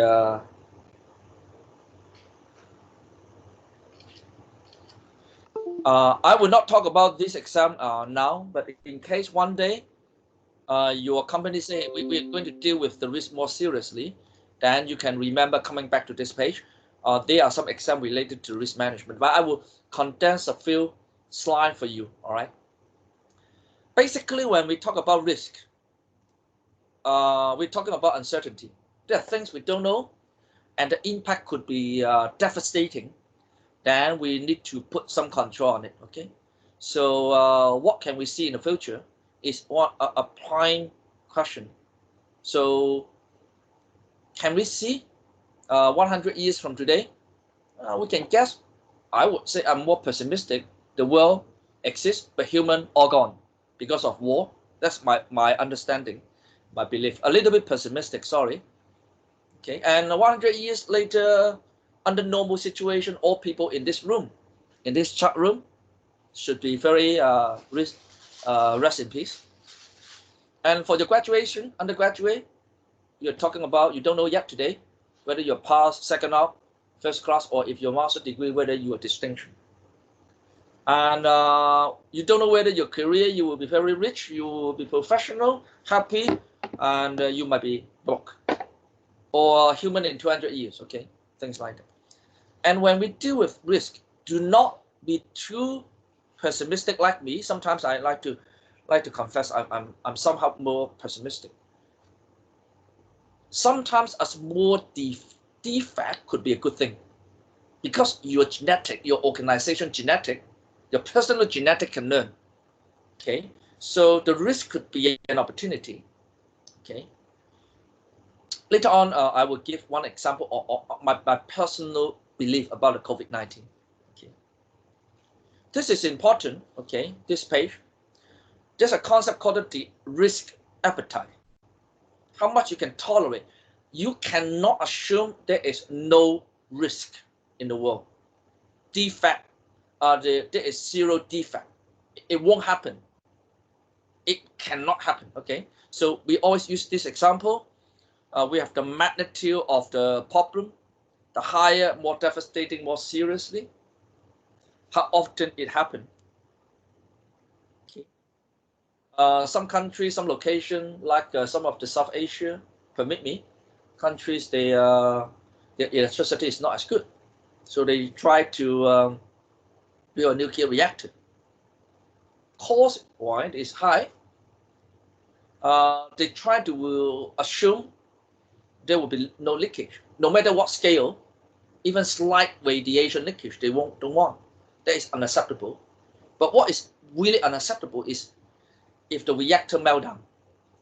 In human history, we could assume there have been 1.5 or 2 times the meltdown, where it is Ukraine 40-45 years ago, roughly. That in the former Soviet Union, now the Ukraine, they have one location, Chernobyl, right? A nuclear reactor meltdown. Meltdown meaning the water system don't function, and they cannot use the water to cool down the fuel. A nuclear reactor is not something you can turn off a button. The fuel, the uranium or some nuclear radioactive thing inside will continue to generate heat. You cannot assume that it is you can stop as you wish. You cannot. You don't flow water, it's dead. Meltdown 40 years now, they barely able to open up. Okay, but still on and off. They want to get some money for tourists, but it's still dangerous. The other location that we believe might have meltdown is in the nuclear reactor in Japan in 2011 after the earthquake. Seems to me that the Japan government did not admit it's a meltdown. Okay, then they cannot make it work, and even the robot can barely walk in. Okay, so they say it need 30-40 years to take it down. They don't dare to enter. Right, so it is something absolutely unacceptable. So I want to talk about in our general computer thing. You need to assume things would go down, no matter the best network. You cannot assume the 100% uptime. Even Hong Kong used to be the most stable. We don't have earthquake. The standards are high. We are expensive in delivering the electricity, but we are okay. I'll talk about the COVID-19. We know that in the United States, it is very serious now. 3.5 million people infected, and 140,000 people died. But relatively, the death rate is not that high comparing to the initial month.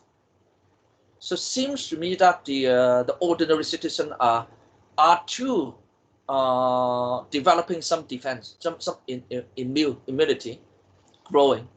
But in some other location like China, initially they had a big number, but later on we find that, as they say, they only have about 4,000 people, 5,000 people die, and it's all contained in one province, Wuhan. Okay. And in the longer future, they have to be very careful about the returned infection. That means relative to the United States, the China people have less immunity because they have no cases.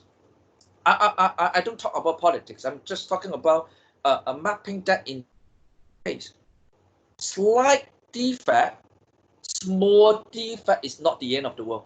Sometimes you need a bit of a defect, a failure system, in order that your boss would say, hey, I understand now our system are unreliable. We need to build a better one. Say, how much money, Walter? You say it as an IT director. Give me a proposal. We're going to discuss on board. Okay. So if your company never have any cases, everything seemingly running very smooth, you have a problem. Seriously. Okay. So not to scare immediately when you see a problem in your profession. Okay. So I want to add here risk sometimes, risk and failure sometimes are good, but it is only philosophically, okay.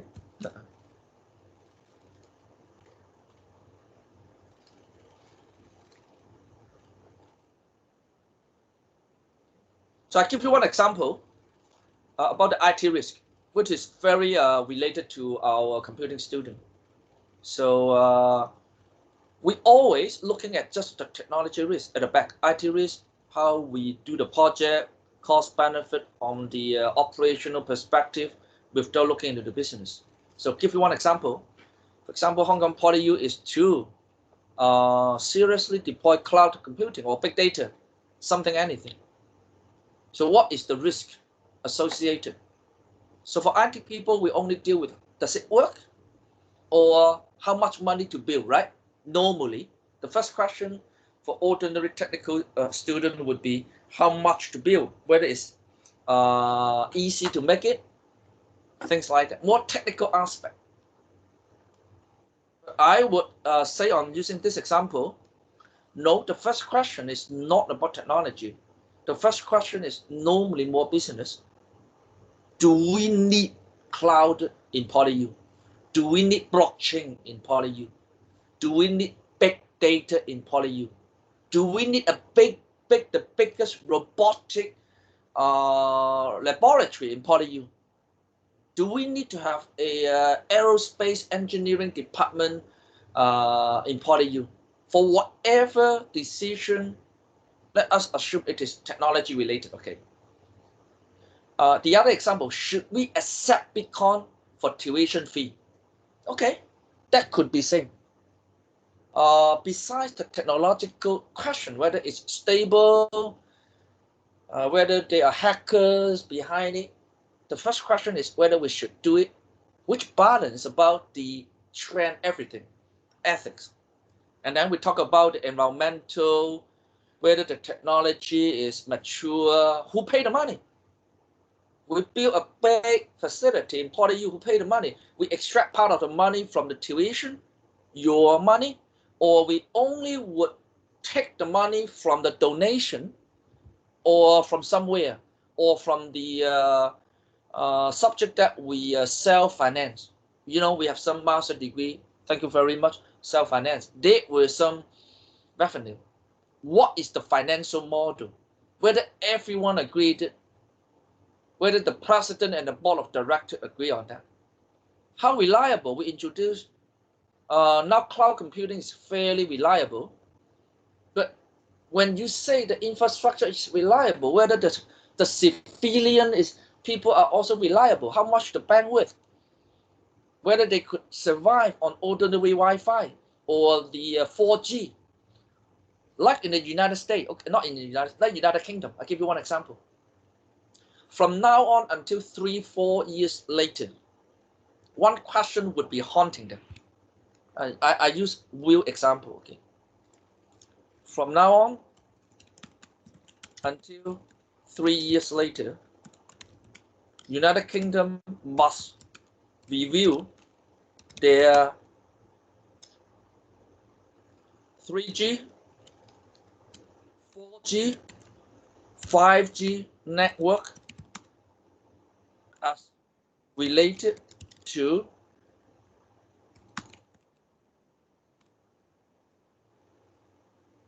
national application deliverable.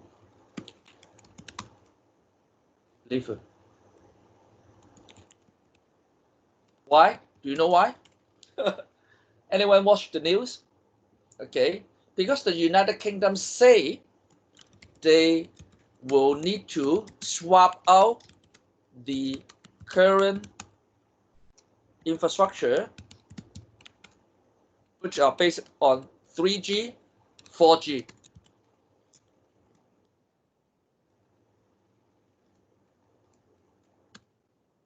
They will try to swap out of the current 3G, 4G using Huawei and build the foundations with other companies. The point is the point is that when people need to build 5G, they need to have the concrete 3G, 4G working first. Now they decided not to use Huawei, and then they need to swap out to bring in the other brand like Nokia, like Ericsson, before they could embark the 5G of Nokia and Ericsson. They already admitted yesterday, right? Correct? They need that would delay their 5G implementation for about 3 years, and spending more 20 billion pound. Billion, not million, okay? I forgot whether 20 billion or 2 billion. I forgot, okay? Some money, okay? Huge money, okay? You check, okay? Huge money. So if I were United Kingdom government, from now on, because of that decision, all applications, not only the 5G network, but the associated applications, multimedia, medical, and the military, you need to assume in the next 3 years you don't have 5G. You have only 3 and 4G. Okay, that means using this as a model, page number 47, 5G is not available or not reliable in next few years for UK. It's just an example. Again, I don't bias on politics. It's the fact. But for a country that you say, I'm okay, like Malaysia, they say I'm using Huawei, I'm okay, and then I will build directly on top of my 3G, 4G, and then go to 5G. In that regard, things, chance exists. There are applications working in this part of the world, not working in Europe. Okay, things like that. But anyway, what I try to mean on this page so important is that for you as a computing student, normally you look at things from the bottom, technological, whether a CPU speed, matching a software, a core library, things like that. No, the first thing to do would be the top. Reliability, compliance, financial model, ethical, even something. Is it ethical to do a thing? All right. For example, you introduce a new multimedia application to a country. Whether that multimedia will be regarded as unethical, like TikTok, and they would say the United States would consider people would extract the information of the United States civilian and going back to another country. So you need to look into the risk. It's not about whether TikTok can deliver fun, would be accepted by the customer. There are many more risks nowadays. So you should look at the top. And even you are a computing student, one day you will become a manager. you will become a boss, you will become a senior person. So you need to look into all these, not just blindly tackle the problem by technical means. Okay, so this page is very useful. And upon understanding about the top, and you look into whether the money matter, who knows about the cloud, whether you can find a good vendor, you can try to talk about the project be deployed by a good government level vendor, okay, and asking the ITS or computing people whether you can do the job, not the technical people first, but the business thing. So I wish that this page would make sense to you, okay. And also I would and also I would say one thing, a few more pages, okay. Can we attain 100% for the risk-free enterprise? No, you cannot attain 100%. Should we attain 100%? No. Okay, it is almost philosophically it could not be attained. When you attain 100%, near 100%, when some things more happen, you cannot bear. You have been so good life. So sometimes I told my a senior colleague in a good old day on a drink. So we are a little bit more casual in the talk. I would be very sensitive to when a system is so good, it had improved from 99.9% into 99.999%.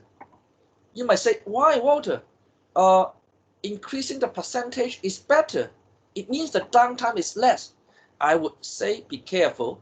The higher the uptime, the more your colleague, your boss, everyone is not prepared. So when that 0.001% hits you, you don't know what to react. Okay, look at the United States. I'm serious, not politics. I was educated in the United States. I want that problem be gone tomorrow. Okay, but when a location is so good life, the United States, you look at CNN, basically they, all the way from the White House until many government officials, they don't know what to do against this COVID-19. On operational wise, how to contain this virus, they don't know what to do. Because the uptime, the good life have been there for too long. They don't know how to react. So anyway, one last thing before we go to a little bit of CISSP. What is residual risk? Residual risk is the 0.001%. You know that would happen. Or for ordinary business, is the 1% or the 0.5% the chance things would happen. You during the risk assessment knows this would happen. Then what? Then you need to accept it.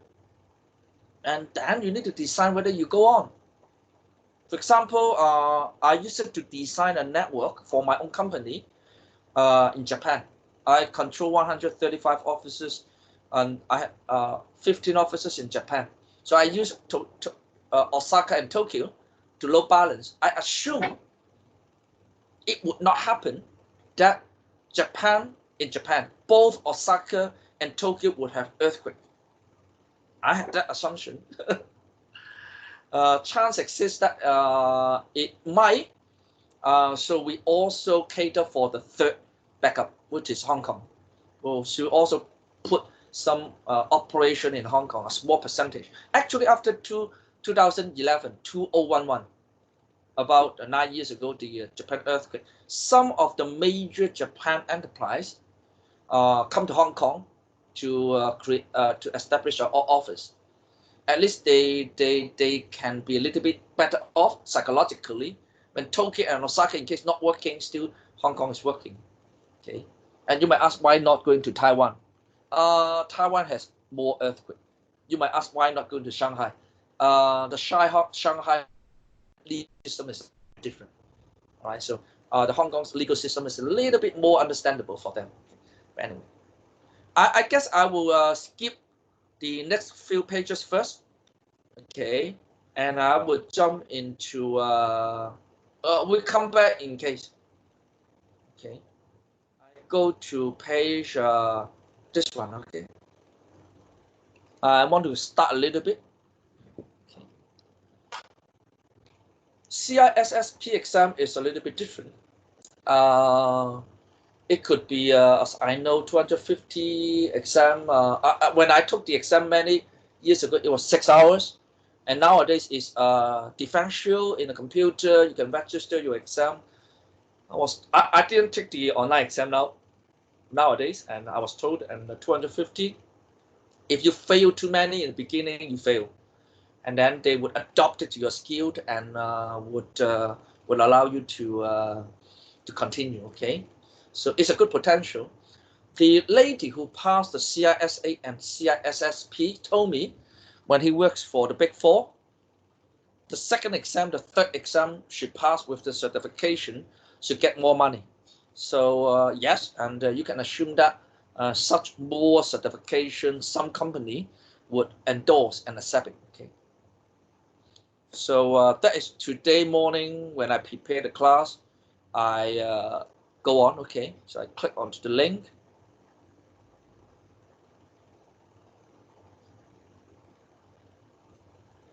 And that is the main page. The organization is called the ISC Square, ISC Square.org. Okay, that is the institute worldwide. It's not Hong Kong, and they do offer many different kind of exam. Like I mentioned, the software life cycle, and among them, you can go to the certification. There are quite a few, and some exam would be quite interesting related to cloud. I was told software security, cloud security. So in case if the student would say, although I cannot directly receive certification right after graduation, having the passing grade as a record would do me good. Yes. Okay, by the way, about certification. Okay. About certification. You will not immediately, as fresh graduate, the CISSP or CISA credential by just passing exam. You need additional years of experience. Years of experience, of course, relevant. So basically, it's about 4 years, and your degree will give you some exemption. And with the immediate pass, you would obtain your CISSP, CISA credential at 26 years old at the earliest. 26, 27. When I got my CISA exam, CISSP, I was about 35.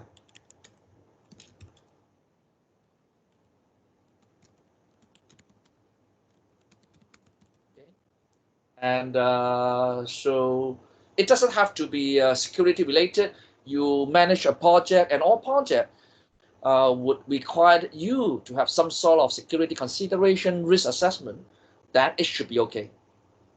Okay, so that is what career. So you can register your exam, and you can borrow the book from me.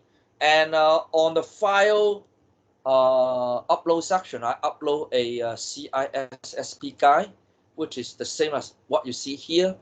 And they tell you about the scope of the exam, what topic to do. Okay, so I would not word by word reading for you, right? And after all, is the actual number of hours. If we have to go through all agenda, could be hundreds of hours. It's more than one subject, could be 4 subjects. It basically cater for a good degree focusing on just security. So I would say the student who took the information security undergraduate degree from the Department of EIE are very close to obtain this directly. But still, the professional exam still has some gaps. They are not exactly identical to academic degree. Okay, so you can see that your profession would be related to a senior position, security or network, okay, or the other ordinary manager. And there are many other aspects, the exam thing. So I would not be reading word by word for you. High salary, this is marketing. I wouldn't say it. So the review the overview about the exam content, and this page on here could be a little bit useful. Later on, there will be another similar thing for you. Would be about software development security, which is deeper in this CISSP than CISA. Operational wise, assessment, identity, communication, asset. Asset meaning the software, hardware, and the service. What do you have? What do you want to protect? That is what we mean asset management. If you don't own that particular computer, it's unrelated to you, you don't need to protect. All right? So it's none of your business. But if you say, I have 10 applications in my organizations sitting on 200 servers in 5 data centers, and then all these, including the operation inside under your payroll, are your asset. Yes, right? So you might say, how about intellectual property? Yes, that is your asset. Anything that you need to use for your organizations to survive, you can sell it, is your asset. Think about that. Your blueprint, how to make a thing, chemical formula, is something that you need to protect. I remember I went to my colleague in Singapore. I see a big safe, metal case. I see what is inside. They say it's a safe holding the chemical formula. Oh, I see. Because we're German, I used to work for the German chemical. They need to produce, repeatedly produce a lot of the detergent based on a formula, and the percentage is sitting inside a safe. That is the asset. Okay. So you also see the security and risk management. So these are the percentage, a little bit more diversified than the CISA. Okay. So this is the page you can read by yourself. Okay. And the percentage, the weight. Okay. They have the domain, which give you more detail. Domain 1 is about the risk management. Domain 2 about asset management. Domain 3 about security architecture, engineering, communication and network, which has the same thing under CISA. Domain 4, identity and access management, is something related to the authentication. Are you really married? You claim you told me you're married. How can I know you're married? I never know you. Then you need to prove. You show me your Hong Kong identity card. It only show your official name, Chen Meiling, but it doesn't show married. So how can I know you're married? Oh, all my friends call me married. Then what? Sometimes it's difficult. All right. So even I myself, my birthday certificate or my passport, any my official document, you don't see Walter. But in court, I cannot deny I have been using Walter as a name for 3 decades. Okay, so things like that. Security assessment and testing, which is stronger here in this CISSP. Security operation, we have the same thing in CISA. Software deployment security is something halfly new, but related to also the acquisition. Okay, so it is what we have. All right, and I also like to give me a few seconds. Okay.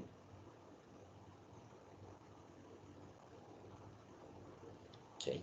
So now I would try to start from the first domain, which the later domains, the other domain, I might try to selectively bring it up to the day 2 and day 3. Chance exists I might not be able to cover all domain. After all, it's difficult for just a few hours for 2 sections and a half, trying to help you to finish an exam preparation. It makes no sense. It could be 200 hours. It could be 200 hours. All right. So the domain one, I refer to the books that I had shown you before. The 3 books, I using that as a skeleton. And the security and risk management, we also dealing with the confidentiality, integrity, and availability, pretty much like what we had talked about on the CISA. And in this regard, for computing, for more IT related, we're dealing more about the data and service. Although in some exam question, the CISSP, CISA, sometimes they would ask one question, okay? For the importance of that, I try to bring it up.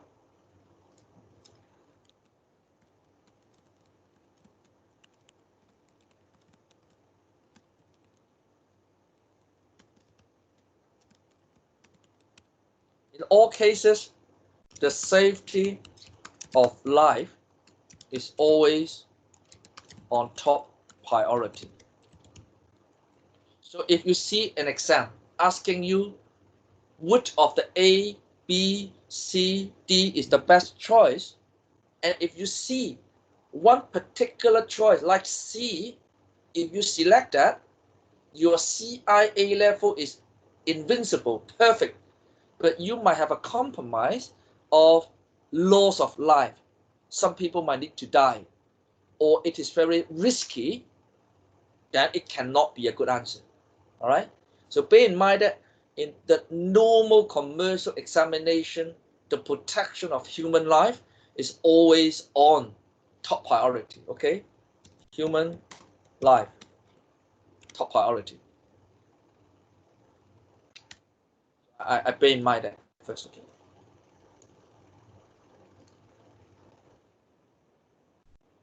And then we would we also have other things. We have a central management, talking about one day you work for a company, ITS, for you, or the OGCIO, and then you will have need to see to determine what kind of risk associated for particular need, and then you will need to monitor. You will need to help the colleague to promote the awareness, and you will deploy the policies and control. Now, for those students who are new to me, with me, and I like to explain the English word control a little bit more. Control. Control. Control in English is a positive word.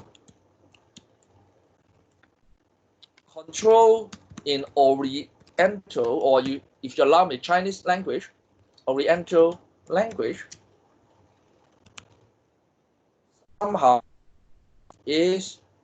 somehow can be negative. That Oriental direct interpretation is 控制 in Cantonese. Restrict. Seems like you restrict me to do something. It's the direct translation of the English word control into Oriental language, which sounds very negative. How dare you control me? How dare you restrict me to do a thing? But in the information security sense, control has a meaning of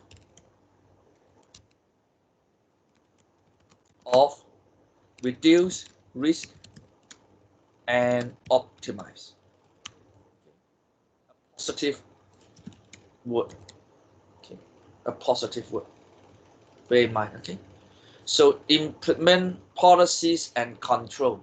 For example, if like the earlier video, the director of that tourism company said we're going to build more layer of firewall. That second and third layer of firewall something is the additional control. Is it good or bad? In that example is a good example. That means things are more under a good monitoring and determination. So they are all related. Okay. So the concept of CISA a little bit refined it more in depth. Whether good or bad, you can argue. Okay. On this example, okay, risk assessment. I give you one example. The other example, which is always I always repeat. I forgot the year. Assuming 2016, the Hong Kong chief executive election. I talk politics, it's not my objective. And you remember on that day, we lost a computer in the second backup site near the airport. That computer was originally intended to, in case in the Wan Chai major election center of the chief election was interrupted for whatever reason, people can go to the airport to vote. And that lost computer, if you look at going back Google the news, that lost computer contained all Hong Kong voters' information, credential, millions, and it was never recovered.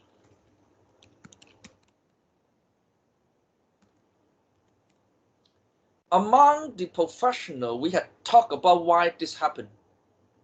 Why you need to bring why? They had not the office, whatever office, election office, or chief executive office, I don't know. The office had not undergone proper risk assessment on this project. They only thought, okay, there's a major site in Wan Chai, we have a backup site in the airport, so when the prime site cannot work, we have the backup site. So to make it think more secure, we bring the best computer. You don't need to. You do not need to bring 5 million people's record when the election, you like it or not, only has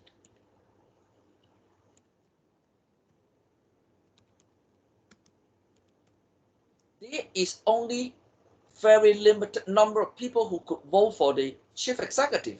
You and me could not, right? How can you bring up all the 5 million people's credential or the record? You don't need to do it. So you unnecessarily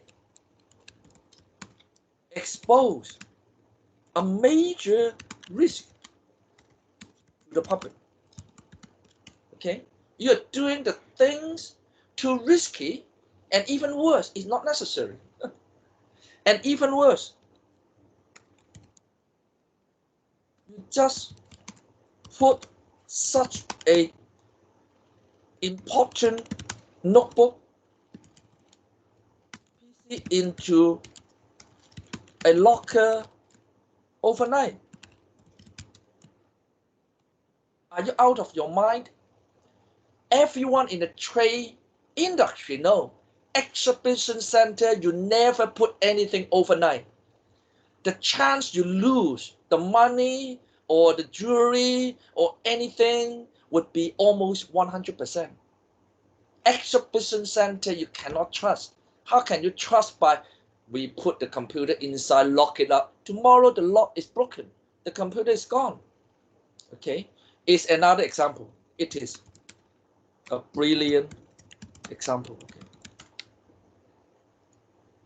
Always risk assessment first. Whether you injecting proper technology, procedure, consideration, whether you expose unnecessary risk on something. Very important. And here's one interesting word.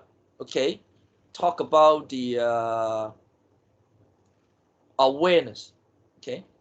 And I'd like to again show you something. So remember on CISSP, we talk about the importance of awareness, and even here on the CISSP, it also talk about the importance of awareness. not only the top executive, also to the junior staff, to the secretary. I can tell you, could be even to the tea lady, the cleaners. You must be joking, Walter. No, check the news a couple of years ago in United Kingdom. British airline cannot fly because a tea lady, a cleaner, entering into a room with a lot of servers.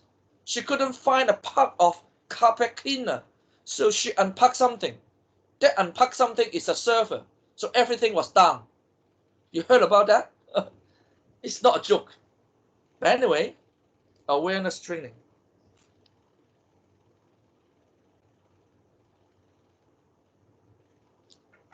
I used to be doing a lot of projects with students on subjects and capstone. I like to build simulation games.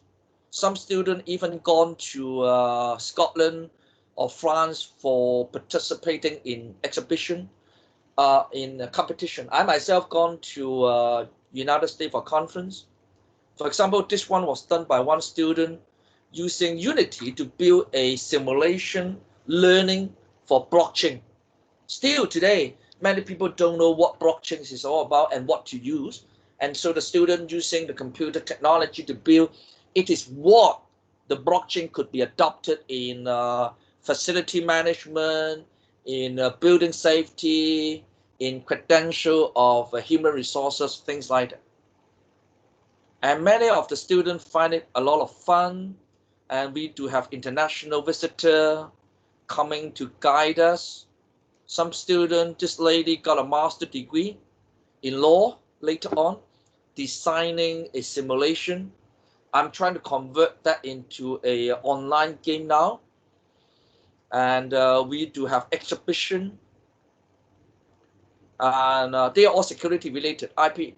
Okay, Jackie, the first class honor, together with another classmate, because of the design of such a security-related awareness training mechanism, she was paid 2/3 going to Scotland for a competition. Here are the friends that he make. Okay, so how happy? Oh, they're having good.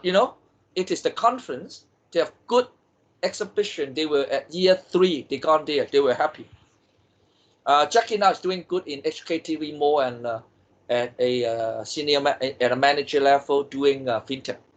Very smart gentleman. Okay, and we do a lot of such. And this game was also designed by a gentleman, a student of us, now working in Microsoft. I remember. Okay, and it's not only on a board, it's also on a computer. And this one also go to France. A master, not master, undergraduate student going to France. Okay, going to France. That was Jackie. And I have this link for you. So in case you feel interested, you can help me to build such facility in your coming subject, or I can even help you to commercialize. You treat this as a startup. Okay, anyway, domain 1, we're still on domain 1. Okay, we're still on domain 1. And the control, now we understand the word control. Control is a positive word, right? On domain 1, security and risk management of CISSP, we have such domain, classes of domain. Privacy control, which is more related to the European compliance. You remember, Hong Kong also has the privacy law, program management, personnel security, safety, incident response, media protection. Media is your hard disk, your 4P, your CD, or something that can expose leakage. Due diligence, which is interesting. Due diligence is something like a audit. In some cases, you will assume when a company A want to buy a company B, they like to look into whether you are as good as you say. You say you are running this much of business, you give us your financial report endorsed by the Big Four, and you have a good data center. Can we have a look? I had done one due diligence one time when my company, another company, a Switzerland tourism company, want to buy another one in Guangzhou. A listed company buy a listed company. Okay, so I was told to do a due diligence. Okay, a due diligence to check, to visit together with the Big Four.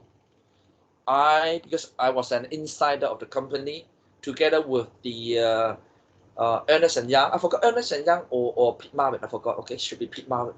We went to Guangzhou for 3 days, looking into their presentation, checking up their data center, seeing their software development, and seeing how the report they claimed they had done well in doing computer projects, of course related to CIA. And at the end, I write a report together with the Pete Marriott, should be Pete Marriott. And after the management in Switzerland see my report together with the other people, and then they say, we're going to buy the company. So it was an honor that due diligence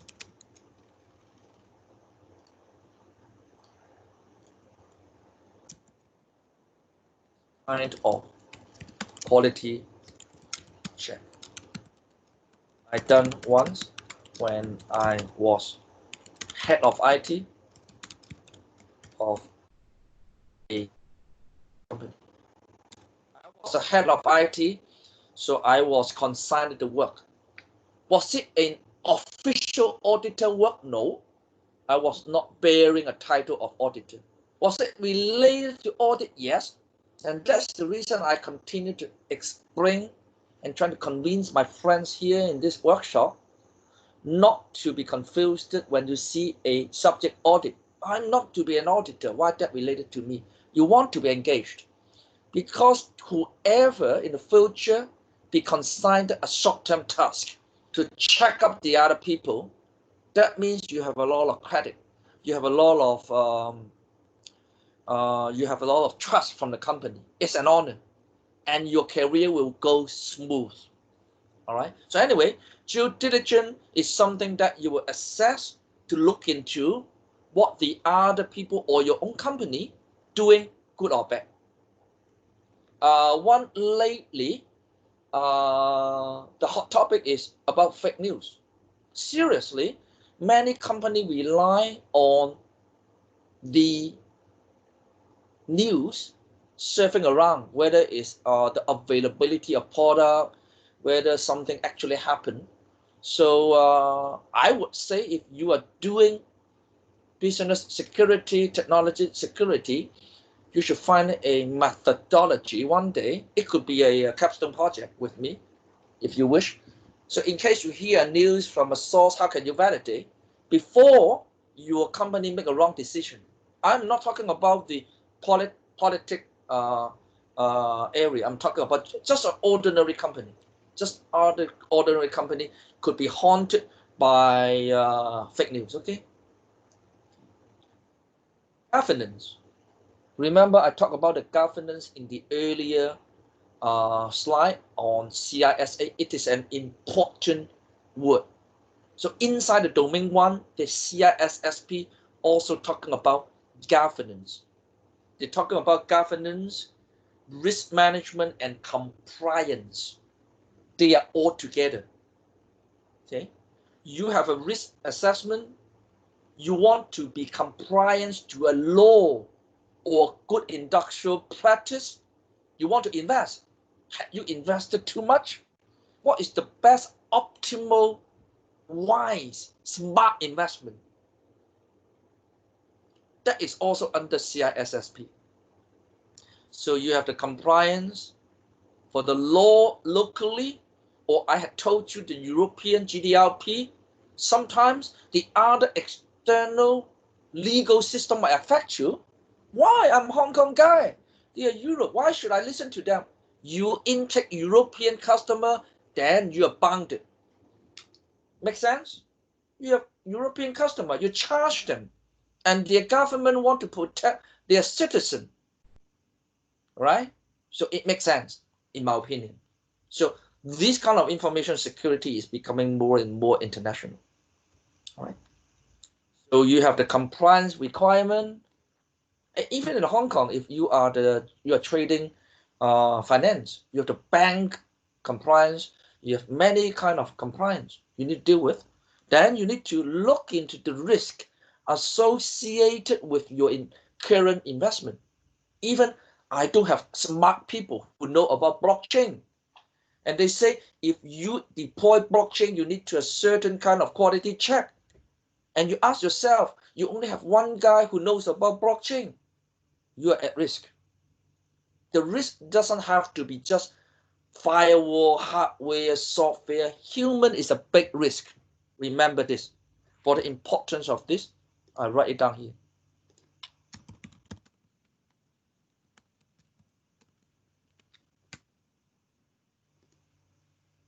I finished this page only, and then we call the day off first, okay? A good first day background. We can cover up later, okay? So you have the risk, and then you deploy those hardware, software in order to meet the requirement of such compliance, all right? So you also have the budget from the top management, the directive, what you're going to do. And after all, technology might not be the only thing for a company. They might have something else.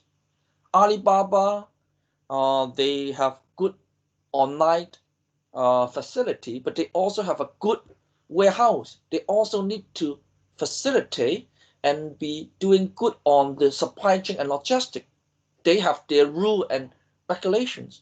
So you need to balance what you do on the risk against the overall corporate governance direction. Okay, so all these equations need to be balanced. I need to admit that for your age, undergraduate, this page would be harder for you to understand. Now, fair. If you say, I need to remember all these, what is going to ask for exam, I have no exam for you. I'm your friend today. I'm just a teacher. We see the COVID-19, we lock down, and it's a good topic of computer security.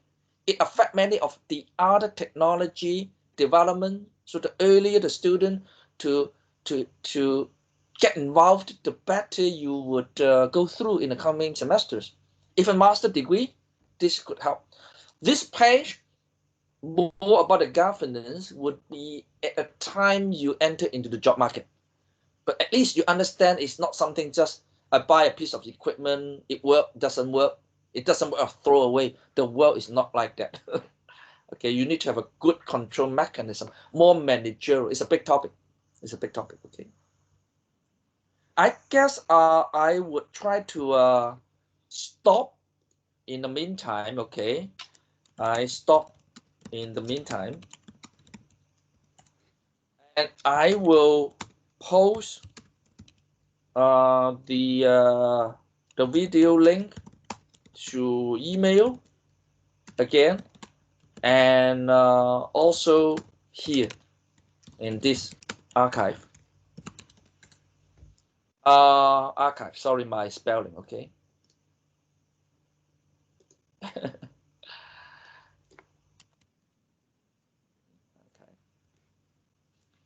But I suggest do not share it out, okay? It's no harm, but I would suggest you just keep it, okay? I might later on consult the department, even those who had not registered the subject with me within PolyUcom can view, but that's all. I do not want to share it out of the PolyU community, okay? So in the meantime, permit me, I would stop the sharing now, okay? And you don't see my screen, and I would now stop the recording.